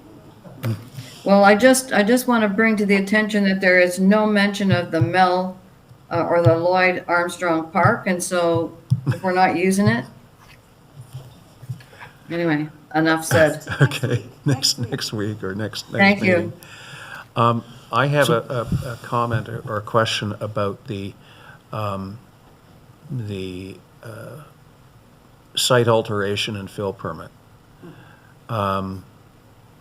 And it's not so much directed at minor, it's the large site alteration, whether or not we're light in terms of that, given the amount of work that has to be done to assess, you know, the fill applications as they come in, and the deposit. I wonder whether the deposit is, you know, high enough as well. So the proposed fee for a large site alteration, that matches what we're currently doing. Again, it's an estimate because we don't get that many, but we're taking the deposit. So if the costs go over $2,000, the town's protected with the $5,000. The bylaw currently says $20,000 deposit. And my experience is that's driving non-compliance. Yeah. Because if you're putting in say a driveway that needs, you know, just 1,000 cubic meters versus, or even 500 cubic meters, then you're driving, you know, in our current bylaw, you're forcing people to come up with $20,000, which seems excessive. And you'll note that in the deposit for $5,000, it's got the same asterisks as is in the planning, that we're letting people know this is a rolling deposit. If you start to deplete it, we're going to be demanding you replenish it. Okay. So I think the $5,000 is enough of a buffer to not be a deterrence for people, but not to create an administrative nightmare for the finance department in having to track every couple of $100 and then demand more.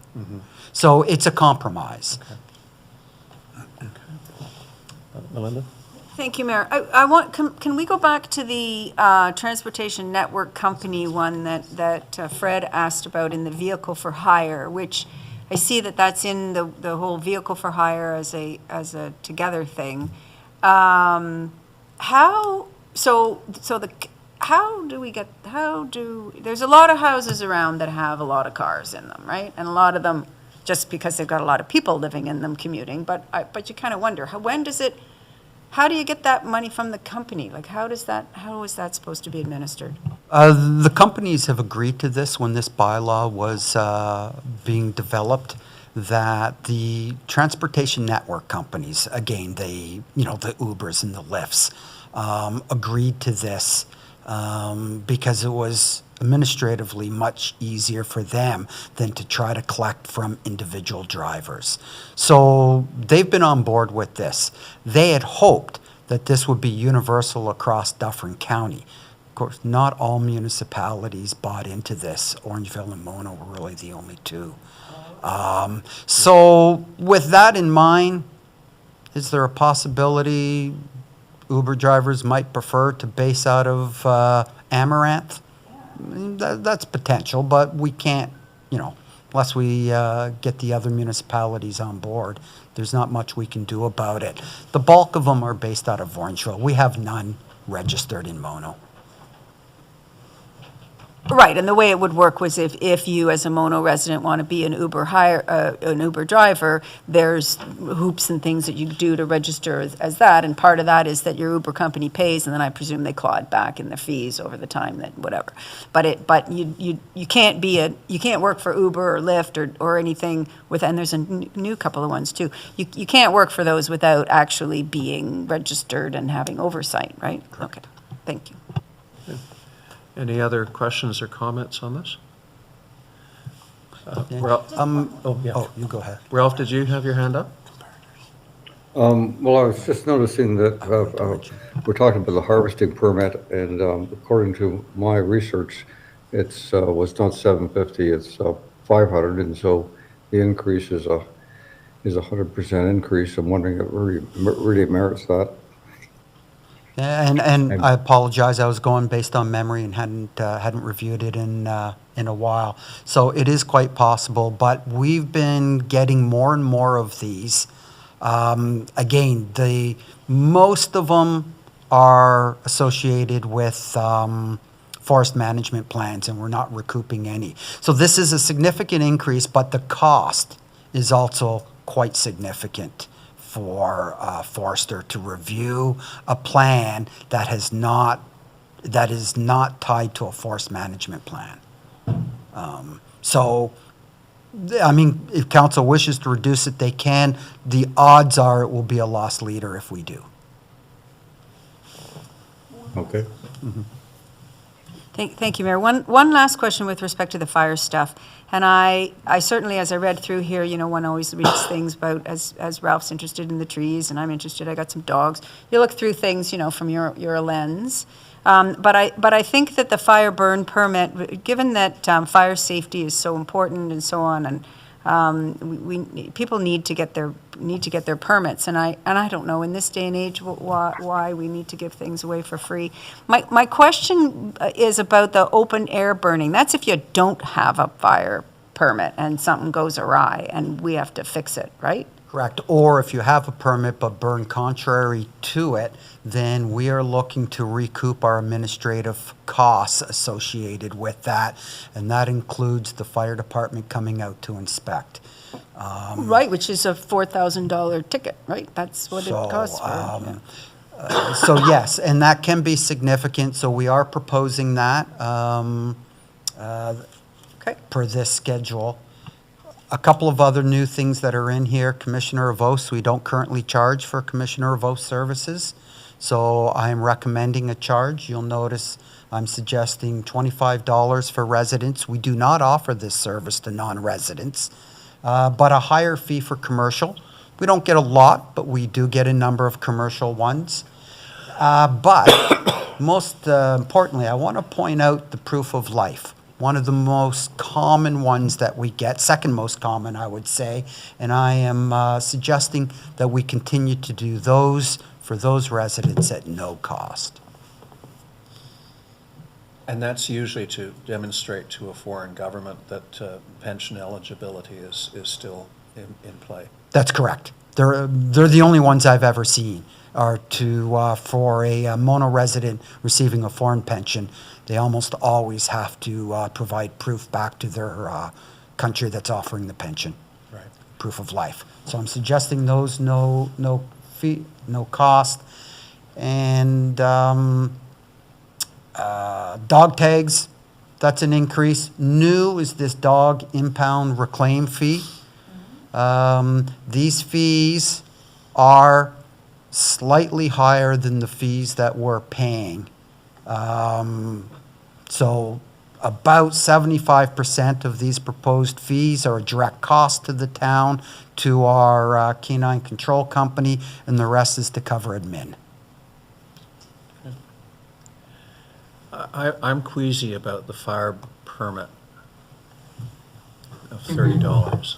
I think one of the purposes of having a permit was to make people aware of the open air bylaw and the conditions in terms of the size of the pile of brush that's to be burnt and satisfy, basically ensure that there's a source of water or soil that can be used to extinguish a fire in the event that it gets away. I don't want to discourage people from educating themselves about that, and I don't know, the $30 may scare people off, I don't know. It's electronic payment, right? Nowadays, you do your permit online anyway, and it's just a matter of adding in, right? Mike? Your Mayor, if I may. Yeah, so we get, Fred said about 1,000. So that's 33% of the residents, I guess, of the homes, 33% of the homes. This entire bylaw is generally for extra services beyond what we provide on a daily basis. So if everybody got a burn permit, it should be free in my mind. To me, this is extra services. There's alternatives. In Malmer right now, we have a fire bylaw, outlines the conditions on how I may burn, and there's no burn permits. There's no burn permit at all in Malmer. I abide by the bylaw, and it's my responsibility to abide by the bylaw. Do we think that all 1,000 burn permit holders read the conditions of the burn permit? No, so there's an option for council to eliminate the fee altogether, pass it is the bylaw, right? We already have a bylaw. Amend the bylaw a little bit to incorporate that this is your permit. This is your requirement as a resident of Mono.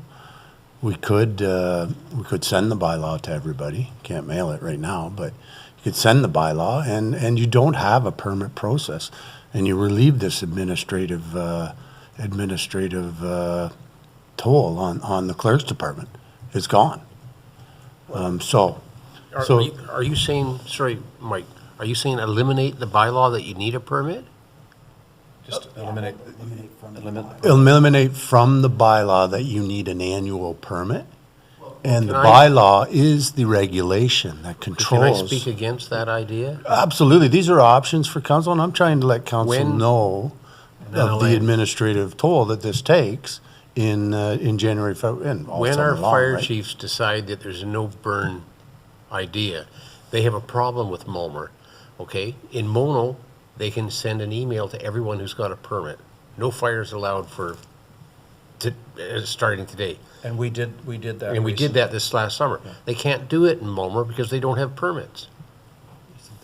Yeah, I'll let the clerk. So let the clerk answer. what I'd like to, before council goes down the road on whether it wants to amend the fire or the burn bylaw, you'll notice on Schedule A, there's a motion from Melanchthon asking that all municipalities rationalize their fire bylaws. A committee amongst the clerks in Dufferin has already been struck, and we'll be moving forward on that. An invitation's gone out to the fire chiefs to meet with us and provide their input. So I would suggest at this point, we don't make any changes to the fire permit, or the fire bylaw, but we see where that's going countywide. I get the idea that if we don't collect people's emails, we can't email them to inform them. There are quite a few communication channels available out there. That is a good one, but it's not the only one. And I'm not aware of issues in Mulmer, but we will hear the chief's opinion on the two different models and bring something back to council. So I'm mindful that it's 11 o'clock and we have to go in camera. I'm going to recognize Elaine and then Ralph, and then we're either in a position to vote on this or we'll vote on it after we rise. Elaine and then Ralph. Great conversation. And so it makes me think that we could, in our next newsletter, put a link to the fire burn bylaw and ask people to go there and just give us their email for future notifications and not charge a fee and not do anything. So that everybody knows where they get a link to that bylaw, and they know that by clicking that link, we know that they're paying attention, and they can supply their email. I'm just thinking about, how can we do something about that? But I do object to that $30 fee, thinking that it wouldn't maybe dissuade everybody, and presumably those that did get fire permits would still be abiding by what they're supposed to do. And it could be a downloadable document they can print with the regulations on it, so that it's no administration to the town at all. Okay, Ralph, and then I'm going to either call the question or move to go in camera. We'll do it after, I think. Ralph? I have no question, Your Honor. Okay. So can we defer the vote on this until after we do our in-camera? Sure. So I have a motion that council move into a closed meeting pursuant to Section 239 of the Municipal Act 2001 as amended at 3 minutes past 11 a.m. for salary market review, Section 239, subsection 2, subsection D, labor relations or employee negotiations. Do I have a mover for that? Deputy Mayor Nix, seconded by Councillor Davey. Any opposed? That motion is carried, and we will go in camera.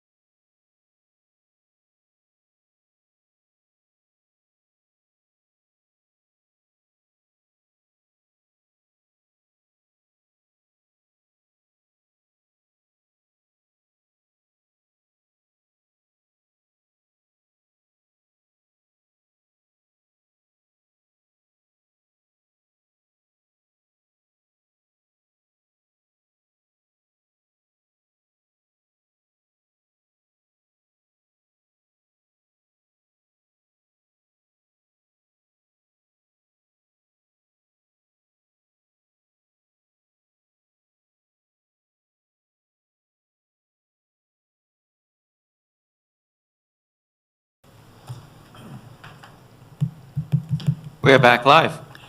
Thank you. And I have a motion that we rise from an in-camera session at 1 minute past 1 p.m. and that we receive the ML Consulting 2025 compensation review and that council approves. We're back live.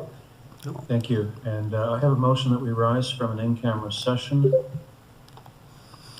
and the council approve the ML Consulting 2025 compensation review and authorize the treasurer to implement the changes therein as directed. Is that straightforward? Mover by Deputy Mayor, seconded by Councillor Davey. Any further discussion? Yes. Go ahead. I don't mind the first part of the motion of rising, but I don't want to vote for the second part of the motion about implementing the recommendation. So that gives me, I don't know what to do. Can we split the motion? I agree with Fred. I'm not prepared to vote on the recommendations So can from we ML. Split the motion and do the rise part and then do the recommendation part as a separate motion. When are we going to address it? I don't know when, but I'm not prepared to support this motion, which if I can't support this motion, we don't rise from in camera. I mean, if, Okay. Fred? So yes, Deputy Mayor Nix, if you make the motion, which does not need a seconder and is I not move we debatable, split that the we motion. vote on the motion in parts. I move we split the motion. Okay. So the current vote is simply that we rise from an in-camera session. But we do need a vote on the splitting the On motion. the split. All those in favor of splitting the motion? 1, 2, 3, and that 3. motion carries. okay. So calling the first part of the motion, that we rise from an in-camera session at 3 minutes past 1 p.m. If you haven't got a mover, I'll move Mover, that. Deputy Mayor, seconded by Councillor Capes. Sorry, Your Worship, that's already been moved, Oh, so we don't okay. need separate, we Sorry. just have 3 votes. So I call the It was question. moved by Nix, Yeah. seconded by Davey. Okay, I call the question on the first part. Any opposed? That motion is carried. Next motion is that we receive the ML Consulting 2025 compensation review, and we have that as a separate, so we're receiving only. Fred? Can I comment on that motion? Sure. Is this a friendly amendment if I suggest we put a date beside the implementation word and we say the implementation date of January 1, 2026? So I think that's more appropriate as an amendment to the third part. I agree. The third part, which is to implement the changes wherein as directed. So can I do that now as a friendly? Let's receive it. Let's receive it. So let's receive it, Yep. and then we'll go to part 3. Okay? So we have a mover and seconder for that. You don't need a mover and seconder for Okay. each section. Any just a vote. opposed to receiving the report? And that motion carries. And finally, that council approve the ML Consulting 2025 compensation review and authorize the treasurer to implement the changes therein as directed. I would ask a friendly amendment that you add the words on January 1, 2026. No. Go ahead. So what happens if a friendly amendment, I mean, it's not, the report that It's up we've, to the mover and seconder as to whether that's friendly. yeah, and I don't think it's friendly. Or, Your Worship, there could be a motion to amend the motion on the floor. As opposed to calling it a friendly amendment, just move a motion To simply amend and it. second it to amend the motion to append effective January 1st, 2026. Okay. I move a motion to amend the motion on the floor to add the words on January 1, 2026. I need a seconder. I don't apparently, I got a Ralph? seconder. Ralph? Okay. Any discussion of that? So the motion on the floor is to amend. To amend. Okay. All those in favor? 1, Any 2, opposed?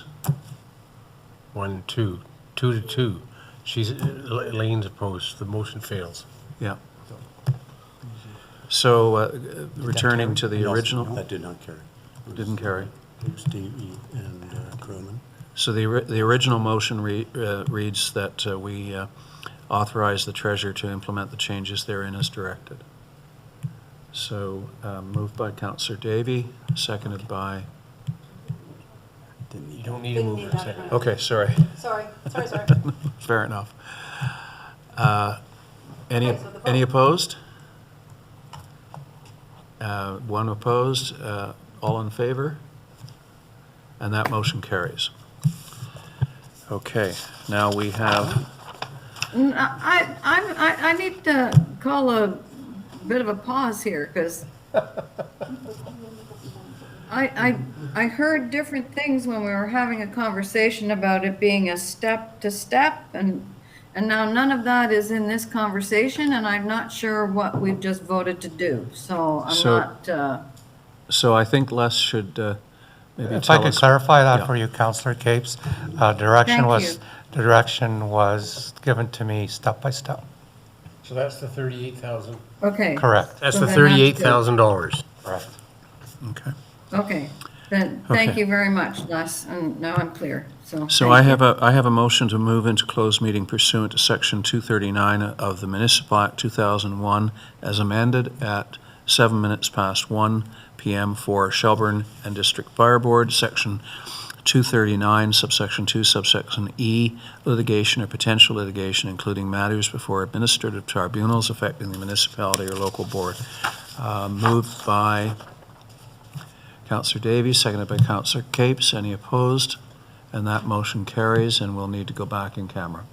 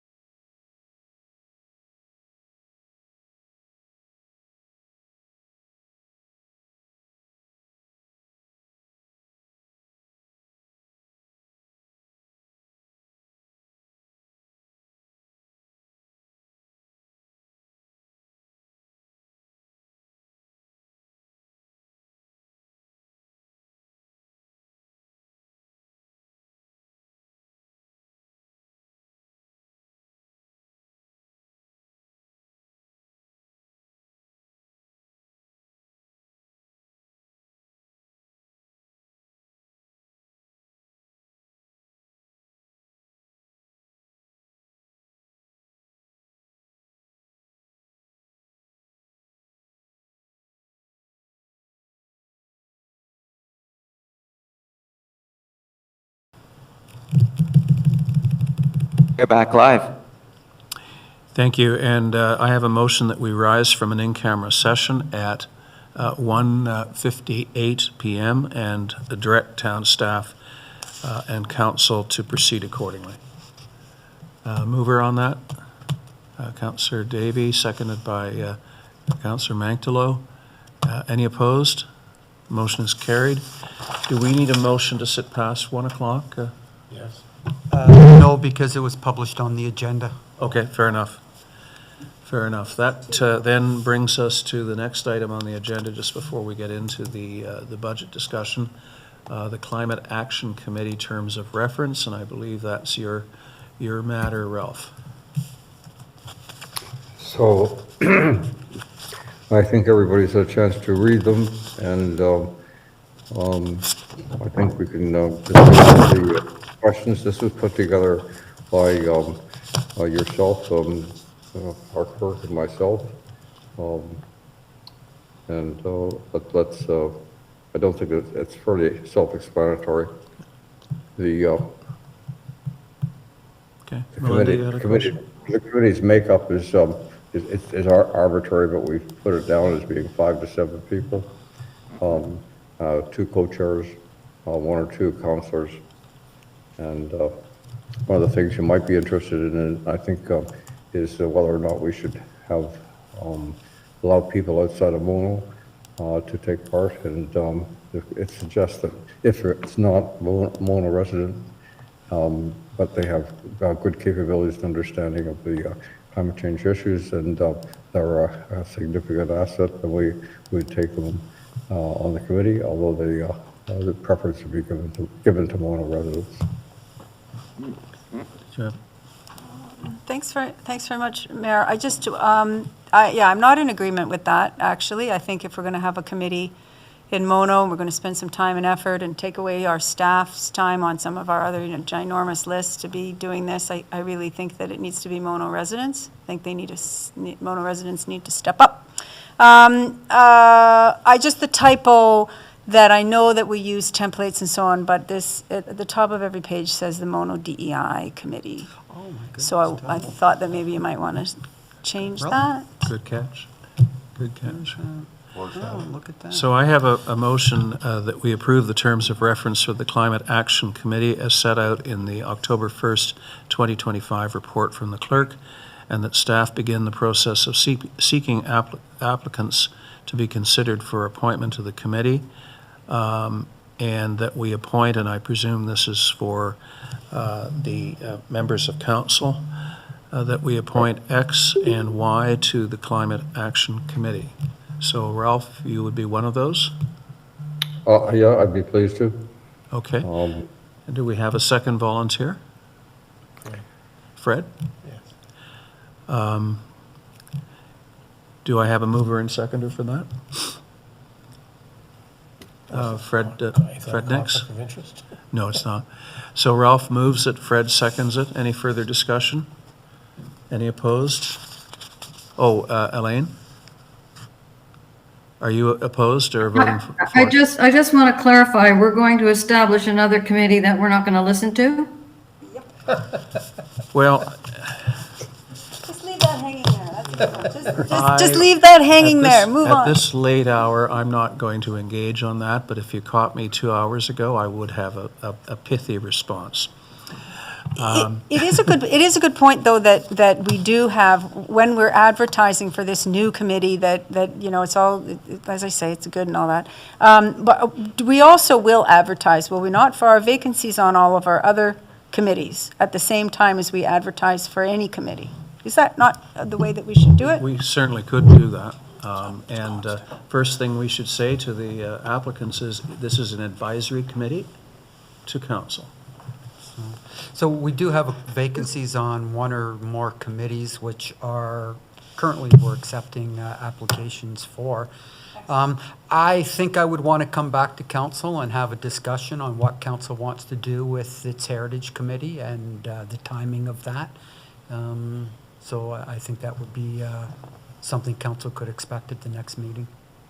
Okay, thank you. I do want to ask a clarifying question, because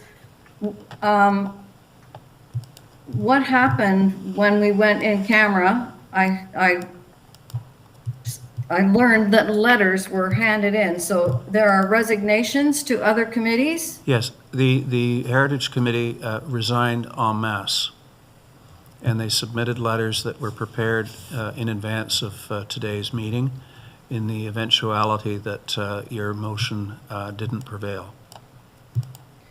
Okay, and we're in So public you're the sole session now, remaining yes? member of that committee. So we are still in public session now, we are? We're live, Councillor Capes. Okay, because I want that to be stated publicly, so thank you for that, because that just is a big indication of where we stand. So, call the question? What's the question? The terms of reference. Have we? I thought we did that already. We done it already? Oh.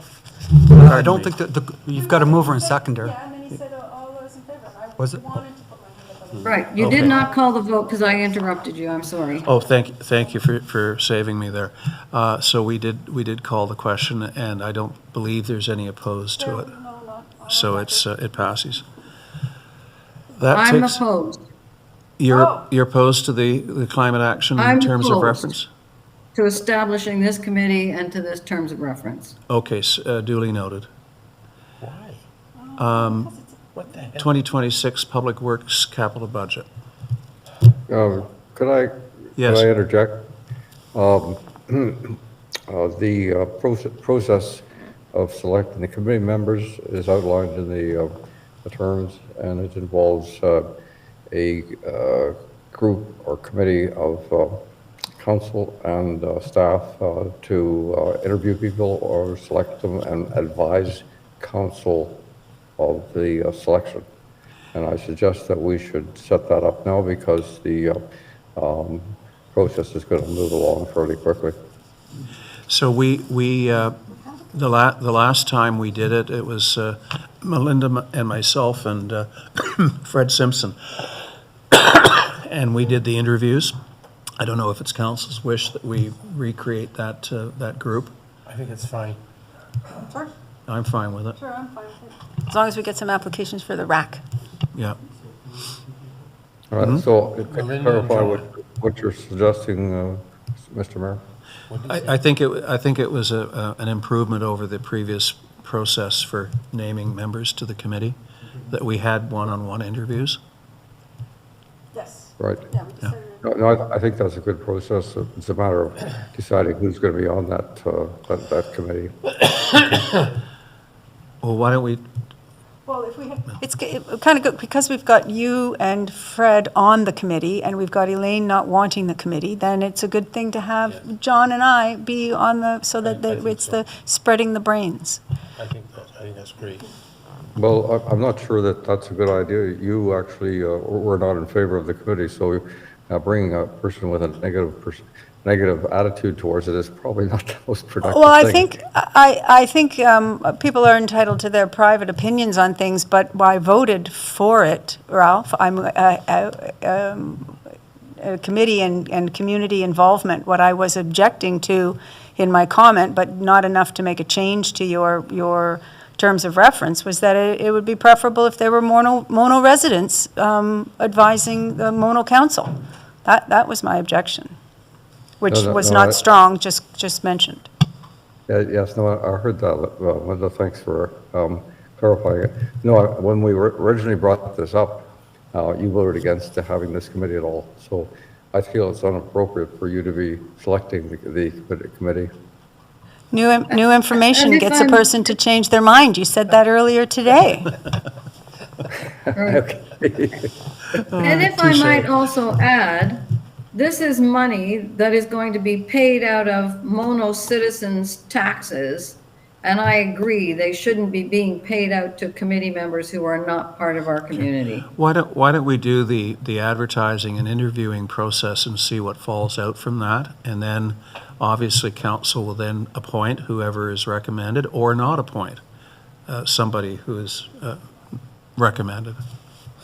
It's always been our practice to bring people onto committees who are Mono residents. I don't see any need to be inconsistent now. Okay, I think that's going to be the outcome. Fred? So, not that I'm taking a position here or anything, Council, but the DEI committee does allow people who are not members to be part of that committee.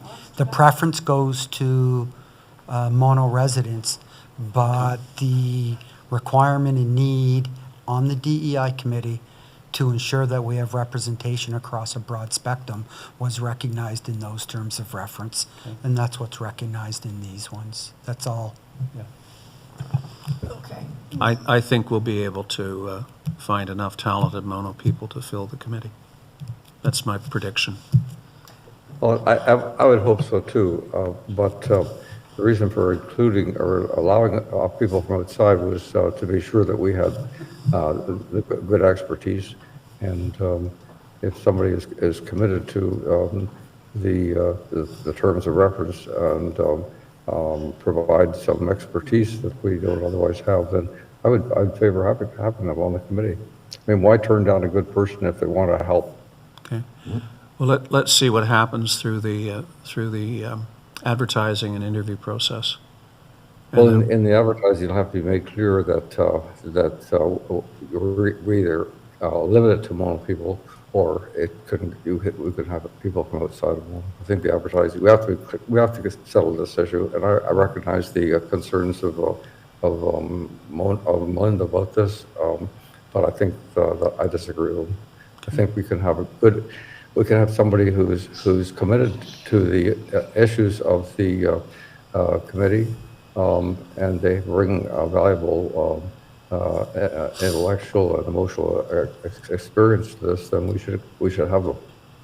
Well, I agree there's expertise that we can call on, but there's no harm in having those people come and present. But I do not, and I strongly say this again. This is a debate I do not for- think we should be paying our taxpayers' dollars to outside sources to come and be committees that are advising their council. This is a debate for when we actually have a slate of potential members in front of us, frankly.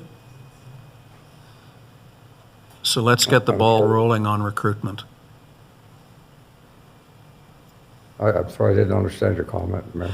I'm just saying the debate of we need to move on, and whether we appoint non-Mono residents to this committee will be a debate for another day when we get a slate of people recommended by the interviewers. I disagree, Your Worship, because as Ralph said, people who see the advertisement, if they're from not Mono and they apply, it's kind of disingenuous of us to promote something that we don't intend to intend to bring somebody to those committees who are not Mono residents. I think it needs to be stated. Correct me if I'm wrong, Fred Simpson, but I don't think we currently have as a requirement in our previous recruitment that you have to be a resident of the town of Mono. Those committees that do not have specific terms of reference follow what's in the Standing Citizen Advisory policy, which states that you need to be a resident. Oh. However, you now have terms of reference approved by council for two different committees, this one and DEI, that state that you don't necessarily have to be a member if you're bringing some other skill to the table. Because these terms of reference have been passed and approved by council, and it says right in it. Okay, well, so can I fess up to say that I should have said something. I don't like to have arguments all the times, and I knew that Ralph didn't like it, but I do actually feel kind of strongly about it. And and to have it brought to my attention that the DEI, that kind of makes sense. Yeah. In that if you really are wanting, you can't have a bunch of people who are orange talking about people who are blue and what people who are blue want. So I get that one, but this one doesn't really, because if you really want to get involved in climate action, I mean, go down the road to Deferred or go to the Ontario, or there's a ton of ways. Whereas this, I thought the purpose of this was to really bring some monocentric, mono perspective to this concern of Ralph's. that's where I was. So I am remiss for having not spoken up before the vote. So if we have voted on the motion, and we have a general consensus as to the process, and if any names come forward as a result of the process of individuals who are not from Mono, we can have that debate as to whether they ultimately get appointed to the committee. Or recommended. Or recommended, yeah. But I don't think we need to settle this today. We have good terms of reference. We may attract some applicants from outside of Mono, but then it's up to us at that stage to determine whether or not they should have an advantage over, say, somebody from Mono. Okay, I'm happy with that. Okay? I apologize Public for Works. Just a header. Thanks, Mayor you, Croman. everyone. Council, hopefully everybody's had a chance to thoroughly read my capital report. Yes. I want to recognize staff for giving me a big hand in preparing this report. It's a lot of inspections, reporting, data analysis, and whatnot. So thank you to Michael and Kara, Jake, and all the rest of the staff that helped pull it together. I want to start off by looking at page 1 and all the core assets. It's an excessive amount of replacement costs for each of these core assets. It's my responsibility in the short and long term to make sure that these assets are spread out, do our best to plan to spread these out. I know it's overwhelming for council every year seeing the recommendations, but there is a lot of thought put into it.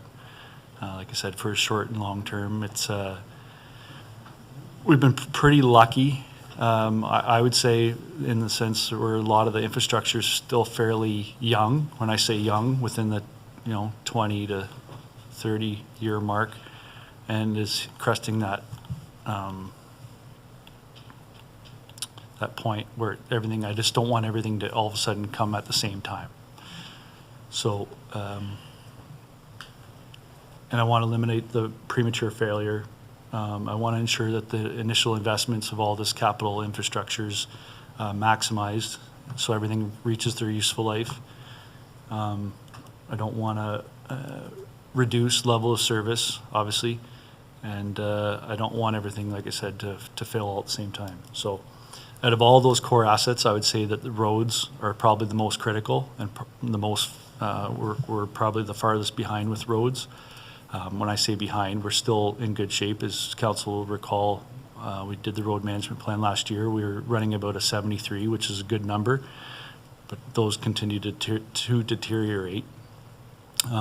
So it's ideal to get them before they hit a point where it's not costly to maintain any longer. You get into having to do full reconstruction. So after roads, I would say stormwater would become the next one. We have subdivisions that are creeping on the 40-year mark, Cardinal Woods. That stormwater infrastructure, the deep linear services, storm catch basins, manholes, linear, the pipe, and the ponds will become a next big cost for budgets. We have over the last couple of years worked with the town engineer to ensure those storm systems were inspected properly, and we have a plan for them moving forward. That was kind of mandated by the province. And we recently just got some plans for, actually we got them on Friday, for long-term, short and long-term plans for those storm ponds. So that will be coming more towards next year. We have put some money into that, but I'd say roads and then stormwater are the critical ones moving forward here. So like back to roads, that 10-year plan was 22 million over 10 years. It only included about 50 kilometers of road, or 53% of the total hardtop roads in the town. So we all know what that looks like moving forward. We had 53 roughly % in 10 years that we're supposed to address, we're already projecting into the 15, 20-year mark, staff and I. So we're doing these assessments regularly, and we're trying to forecast and push, see what that looks like moving forward. I'm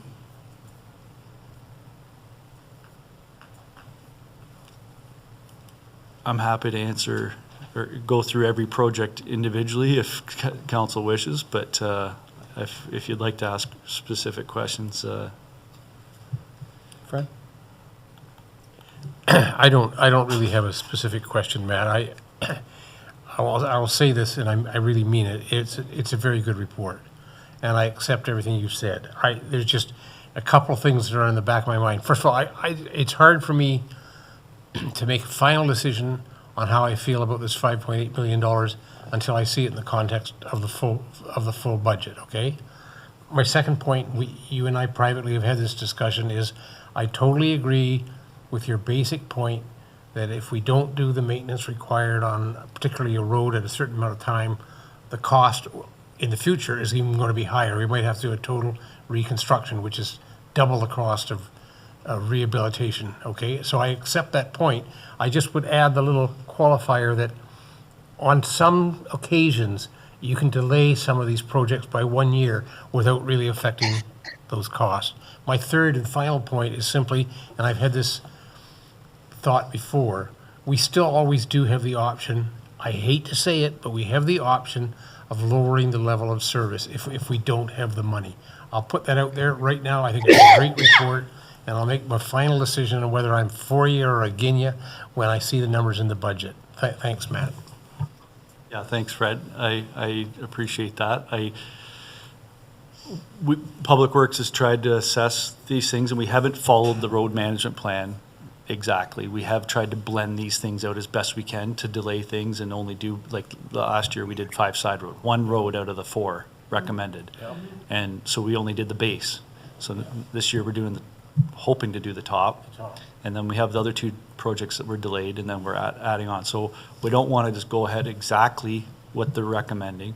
We want to try to also phase these things in and try to level this out as best we can. So I hear you. I know, but as I think I pointed out to you, I mean, last year we had a 13.2% increase in our tax.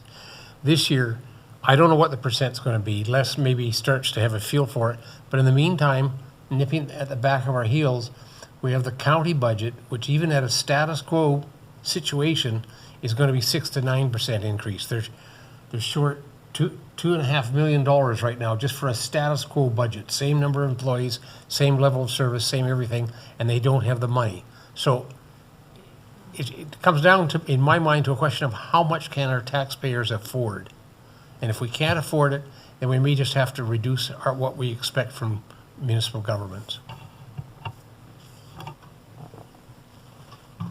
Great report as usual, Matt. Thank you very much. And having the road study last year that we went through so thoroughly, and then this, it just makes it easier to read and so on. And so I'm going to keep saying this, that now is the time for our residents to be paying attention to what's happening in our meetings, because this is where the answers are to the questions that will come when we raise their taxes 15%. Anyway, the question that I have, the question that I have is the little bit that you talked about, because this is the one that's going to come the questions, and the gravel road, 176 kilometers of gravel road.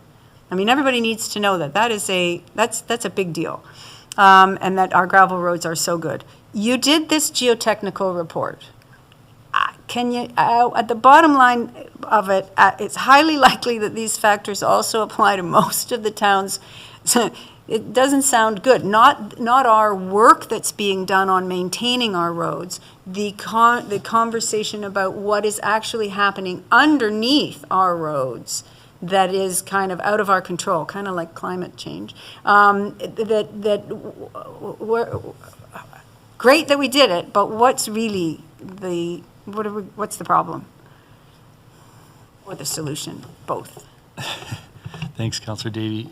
The report the geotechnical report found things that we kind of had already understood. Like the roads back in the day when they were built in the 1850s weren't built to deal with traffic that we have today.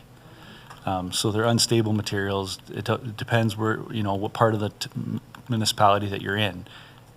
There's different underlying native materials, and then if there's more silty, if there's more peat, if they're just unstable type of construction materials, they're not good for building roads. So really what it comes down to is if we're looking at converting any of these roads in the future to asphalt, it takes a whole road reconstruction. So they become even more money than the $1 million bucks That's per, right. You're looking per at kilometer? 800,000+ per kilometer. As I noted there's a table, I believe,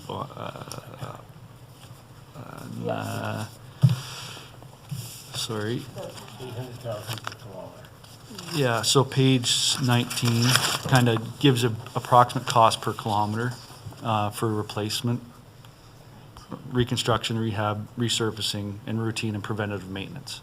Right. Right. So, but on this, I mean, because again, the petition that we responded to, which again is another want to hammer that point home, that we did respond promptly to a petition, we have new information, was not that we don't like our gravel road and could you, paving it will be better. Right. It's that even so what we have found is that even the gravel road just plain has its limitations because of where it is on this blue marble that we're floating around on, right? Absolutely. And so when, in the 1800s, when they made a decision to put a road here, there, or the other where, do we ever change and say that, no, there's another spot over there that would be better? Like when you have a well that isn't and you move over just a few feet and your water is better? Is it possible that one gets this kind of information, not on Mono Amaranth Town Line, but one gets this kind of information and then makes a bigger decision on what to do with the gravel road? A lot of the results that came out of the report were things I had noted to council back when the people came to council.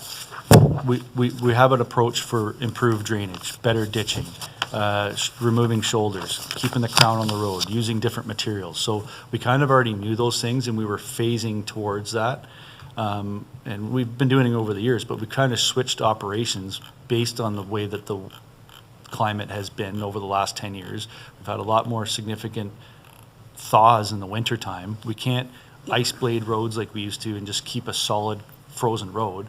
You get the melt during the day and the top freezes or thaws, and then you have that layer of encrusted stuff, so you get this slurry on the road, and it can't drain off, it can't drain down. By the time it gets out there, or it does start to drain off, it freezes again, right, in time for once the sun's off of it. So there's and then you throw in the landscape, the trees that are shading the road. There's parts that are sun, right? So they get sun on them during the day and they start to thaw. And it's just a challenge dealing with gravel roads and in Mono. In general, it's tricky. Farm equipment is another factor, right? But the report covered a lot of that stuff, what we already knew, but it also proved what we thought was the case, is inconsistent native granular materials under the road base, which also compounds the problem. Well, right, so that's where I ended up reading this, and it was great that we did it, but then it's kind of like, okay, well, how does this help the people on Mono? It just explains it, and knowledge makes you feel better. Like, there isn't really anything that we can do differently, right? No, we're doing it, but again, we're applying limestone. Limestone helps, but we found, I noted in the report, like limestone, there's pros and cons to it too, right? And so there's challenges with it. The report is valuable. In showing residents like this is a problem. To look at the recommendations that we're including in here on our asphalt roads alone. It's a huge mountain to climb, and we're aware of it. We try, if we receive a phone call from somebody saying that there's slurry, we document that stuff. We track that. We've been tracking that information for a long time to help try to, okay, maybe a different type of gravel. Maybe we need to keep the crown up on the road more, right? So all those things kind of help with that, but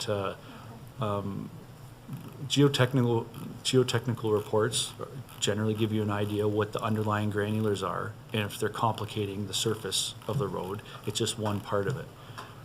So I would say that the report was valuable. It told us some things we already knew, We've changed operations. We constantly are changing operations to deal with whatever gets thrown at us, whether it's less gravel in the budget or, switching our zones. We used to have a 4-zone approach with our gravel applications. Now we're more like a 5 or a 6. Now we're prioritizing roads that are in those zones and then sometimes having to go back. We're not just throwing the gravel to the road. We're really looking at it and trying to take the best approach we have with what we have. Okay, great. Thank you very much for that. Thank you, Matt. Great report. And just to put it into perspective, we encourage department heads in the town of Mono to give us the factual hard news about what we need to spend money on. Doesn't mean it finds its way through the budget process, but at least it's out there, it's public, and people can see, what difficult decisions we have to make. So in the spirit of that, thank you for the report. And I'm sure it's going to be interesting when we see it in the context of all the other asks from staff. And then we have to make the tough decisions. That's why we're here. Elaine, and then I'll get back to you. Elaine? Thank you, Your Worship. And yes, and that's a very good point. And I know this is in our agenda and we're talking about it here, but have we already posted this through our social media channels to say it's out there, have a look at it, public? Have we put it somewhere visible in the website so that people can see it? Like, I think these are brilliant documents. And, people always tend to go to, let's tell them what to do before they actually look at what we are doing. And so I think it's important to appreciate the work that has gone into this reporting and into investigating our roads and into looking after our infrastructure, that we put this report out publicly. Maybe we have do we have a budget page that we can add this to? And as the capital reports come forward, we can add it to the budget page and people know exactly where to go to find the detailed information that is there for them to look at. Share this good work. It will definitely be in council highlights now. I like the idea of a budget page as the reports, the documents supporting it. Maybe Les and Andrew and I could talk about that. With a nice big caveat. I do. This is what we've been, these are the recommendations we've received. Yeah. But ultimately, we will have to take into consideration many other factors. Yeah, and if Andrew hasn't already, Fred and I can work with him to relaunch or repost our budget schedule and let everybody know that the council's starting deliberations. Yeah, because it isn't long before somebody does the math and comes back and says taxes are going up 50%. Okay, we know they're not, but somebody out there will draw the wrong conclusion from the raw data that we quite correctly share with the public and with council. Yeah. Very good. An educated consumer is your best customer. Indeed. Okay, so the next, thank you again, and I know that we will be reading and rereading this. Go ahead. Thank you very much, Mayor. Yes, so I wanted to ask, so a question for Les, I guess, because wasn't our number last year, not wish list, but the need to do in a timely fashion was about 6 million, and now you're at about 6 million, which is a good thing. It's not 8. It's 25 extra? It's less, right? So then my thought was, if we raised the taxes last year 13%, it wasn't just a one-off extra payment of 13%. This year, the percentage, the mill rate will be that higher percent from on that 13. So because it may be okay, right? It may be not that we're continuing because of the whole idea of things continuing to skyrocket, or are things just kind of going back to leveling out less? It was our anticipation when we originally did the 2025 budget at the staff level, that we take a lump, like in 2025, lack of a better word, and hopefully, like you're saying, Councillor, like start leveling out. We have a base now, start leveling out. Now, we're not coming with 50%. We're not even going to propose 50%, because that ended up being kind of, it threw people off quite a bit. So we're going to do our best to bring, I mean, obviously, everything that Matt has presented today is not going to be in your draft. But what will be there are things that have to be done, again, the prioritized project. And maybe even at that point, there might not be enough money. So now we have to prioritize the priority list. But no, we'll bring back a reasonable budget, hopefully not such a large increase. Okay, I have a motion that we receive the 2026 Public Works Department capital budget, and the emphasis on the word receive. Moved by Councillor Capes, seconded by Councillor Davey. Any opposed to that? Seeing none, that motion is carried. I have a motion that we accept Schedule A to this agenda. Do we have a mover to that? Deputy Mayor, seconded by Councillor Capes. Discussion of any items on Schedule A, and be mindful of the time. We're probably not going to get to very much else in this meeting. We may have to defer a few things. So, Schedule A. Nothing. Councillor Capes? Well, I did not submit this. I'm so sorry. I did want to look at 2, 3, 10, 11, and 13. But my answers to some of these are pretty quick. Like, what is the impact to us? Obviously, 3, that's irrelevant now. But when I look at the OPP, number 10, and when I look at number 11, I want to understand what benefits we've achieved from, I think it was a public question at one point too, to understand what benefits we've received from this green municipal, and also to understand what the OPP impact is to Mono. Okay. Number 10. I can speak to the OPP issue going by way of memory. They set up they hired consultants to look at the costing model, and the recommendation that flowed from that was that any increase in OPP costs would be capped at, I think, 11%. Mm-hmm. Now, I sure hope that that's not the floor, is it floor or ceiling? I would hope that we are not going to be hit by very much of an increase in OPP costs going forward, at least this 1 year. Les, do you have any Your insight Worship, on is that? this not discussed at the advisory board that you sit on, the OPP? No, we didn't. The last time we met, we did not have the benefit of this letter that discusses the cap. The other thing that doesn't get addressed in here is the formulas for the supplemental that we pay. And I pushed very, very hard with the consultants to address that issue, and they don't seem to have picked up on it. So I think the sooner we get a figure out of the OPP, do we have any sense, Les? Mike and I had a meeting with the OPP last week to talk about the enhancement, and that was a question I asked, when are we going to have a budget amount for 2026?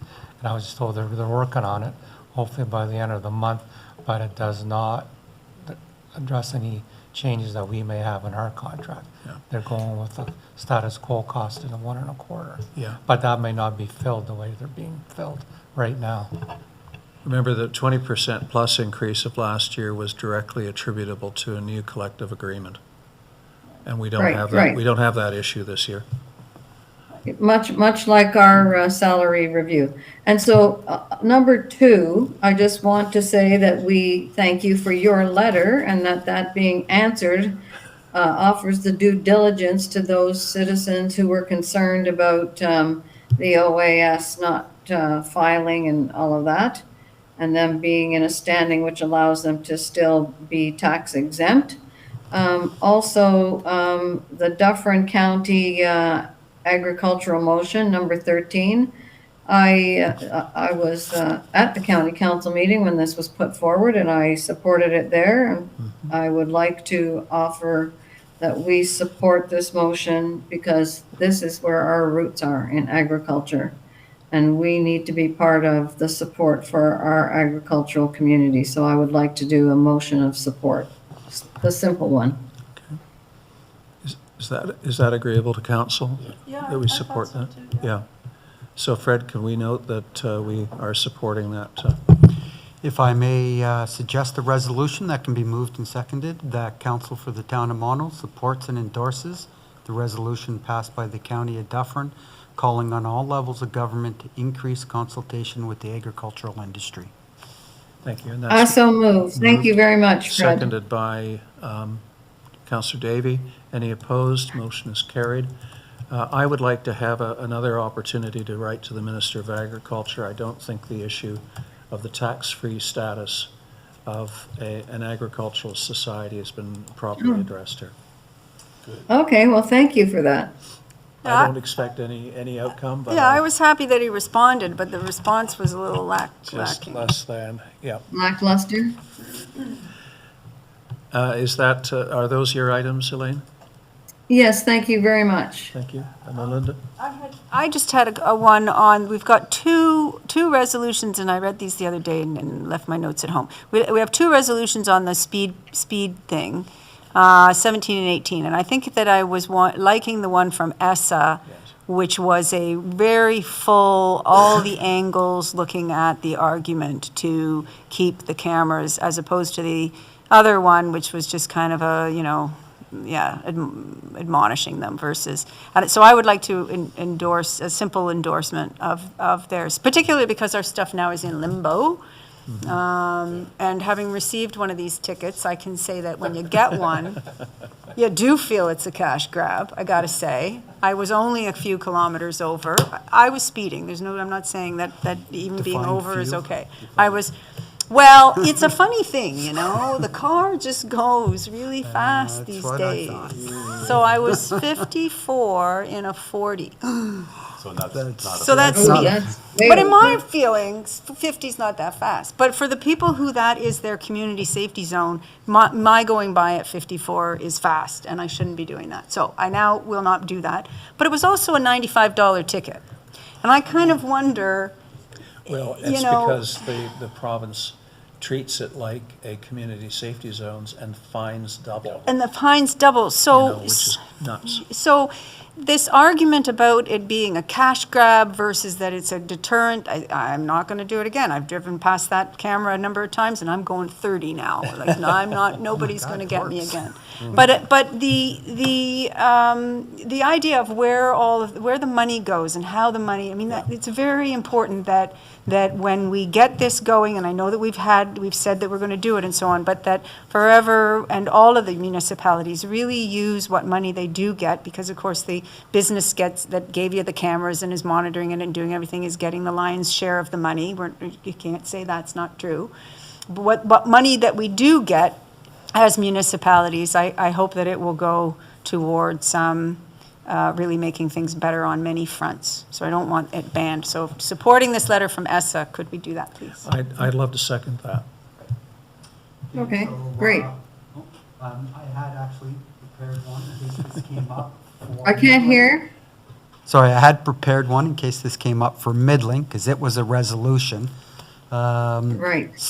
But for ESSA, how about that Council for the Town of Mono supports and endorses the letter from the Township of ESSA, and likewise opposes the province's intention to introduce legislation to ban automated speed enforcement. So that was Davy and Creelman. Any opposed? Nope. Thank you. And it's particularly fitting that it comes from ESSA, who are the processors of the tickets given out for this, and they work with Global very closely. I should indicate that there is a momentum out there opposing Ford's decision. And I Yeah. don't know whether it will come to anything, but at least the back push on it is quite considerable. I do see where it came from as a knee-jerk, because he's a knee-jerk kind of a guy. Yeah. But when the crazy vandalism that was going on. And so it's kind of like, how do we stop that? And to say that to get rid of them, I don't believe that we have had, because our cameras don't look like those big honking things in the city of Toronto. They're stealth. So yeah, we haven't had any vandalism noted in Dufferin where they do have the cameras up and running, since ours are not running yet, right? We have not had that vandalism problem here. I haven't heard of any, Councillor. I haven't heard of anything. And I think, I don't know, I could go on for some time on this, so I won't. It's an interesting topic. Anything else on Schedule A from anyone? Okay, I have a motion to accept Schedule A. All in favor? Any opposed? Seeing none, motion carries. Notices of motion? Any? Elaine? Yeah, hang on. Yes, I'd like to give a notice of motion that I'm going to bring a motion resolving that only Mono residents sit on Mono committees. Okay, that's noted. I've skipped over reports of members of council and staff due to the time. Is there anything pressing that anyone wants to say anything about? When's the next meeting? Next meeting would be 2 weeks from today. Oh, yes. I have a little something to say. Just with respect to our children's Halloween party is between now and the next meeting, so please, all residents and everybody, come on out. If anybody wants to volunteer, that'd be great too, but do bring your kiddies. And then the next event after that will be after our meeting on November 1st. The Saturday is the pumpkin walk. Okay. Terrific. Elaine? Yeah, I'd just like to give recognition to the fact that I had people contact me after the motion of regulating and looking at our zoning bylaw for tractor trailers. Somebody sent me pictures, and I believe they've now raised a complaint, which I'll follow up with Mr. Simpson to make sure that there is something raised and that a bylaw officer has been sent. But so people are worried about this, so I'm glad we're paying attention to it. I may have referred that to you as I was going on vacation. You did. And that particular individual has been complaining for, I believe, 2 years now, and does not know what the status of the complaint is. So I'm going to leave you and Fred to talk about that.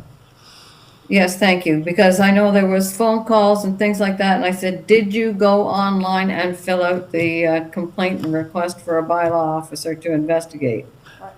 Yeah. They probably Exactly. didn't, but they said they would do that right away, so my follow-up will be with Fred to find out if they did. Okay. Yeah. Anything you. else? Okay. So I have a motion that we introduce and give the necessary readings to a bylaw to confirm the proceedings of Council of the Town of Mono in Session 17-2025 held on the 14th of October 2025, that it be signed by the Mayor and Clerk, sealed and engrossed in the bylaw book. Moved by Councillor Cape, seconded by Councillor Davy. Any opposition? Seeing none, motion passes. And finally, I have a motion that we adjourn this meeting at 2:47 p.m. Mover for that, Councillor Capes, and seconded by Councillor Davy. Any opposition to that? Seeing none. And Ralph, thank you for hanging in there. Have we set a new, maximum time for council meetings today? It's a long one. I think it was just the nature of the meeting as opposed to. It was a long one, Elaine. No, I know, but I don't think we've had one this long since we've been in this term of council. No, maybe not. Usually about 2 is our latest. Anyway, take care. Yeah.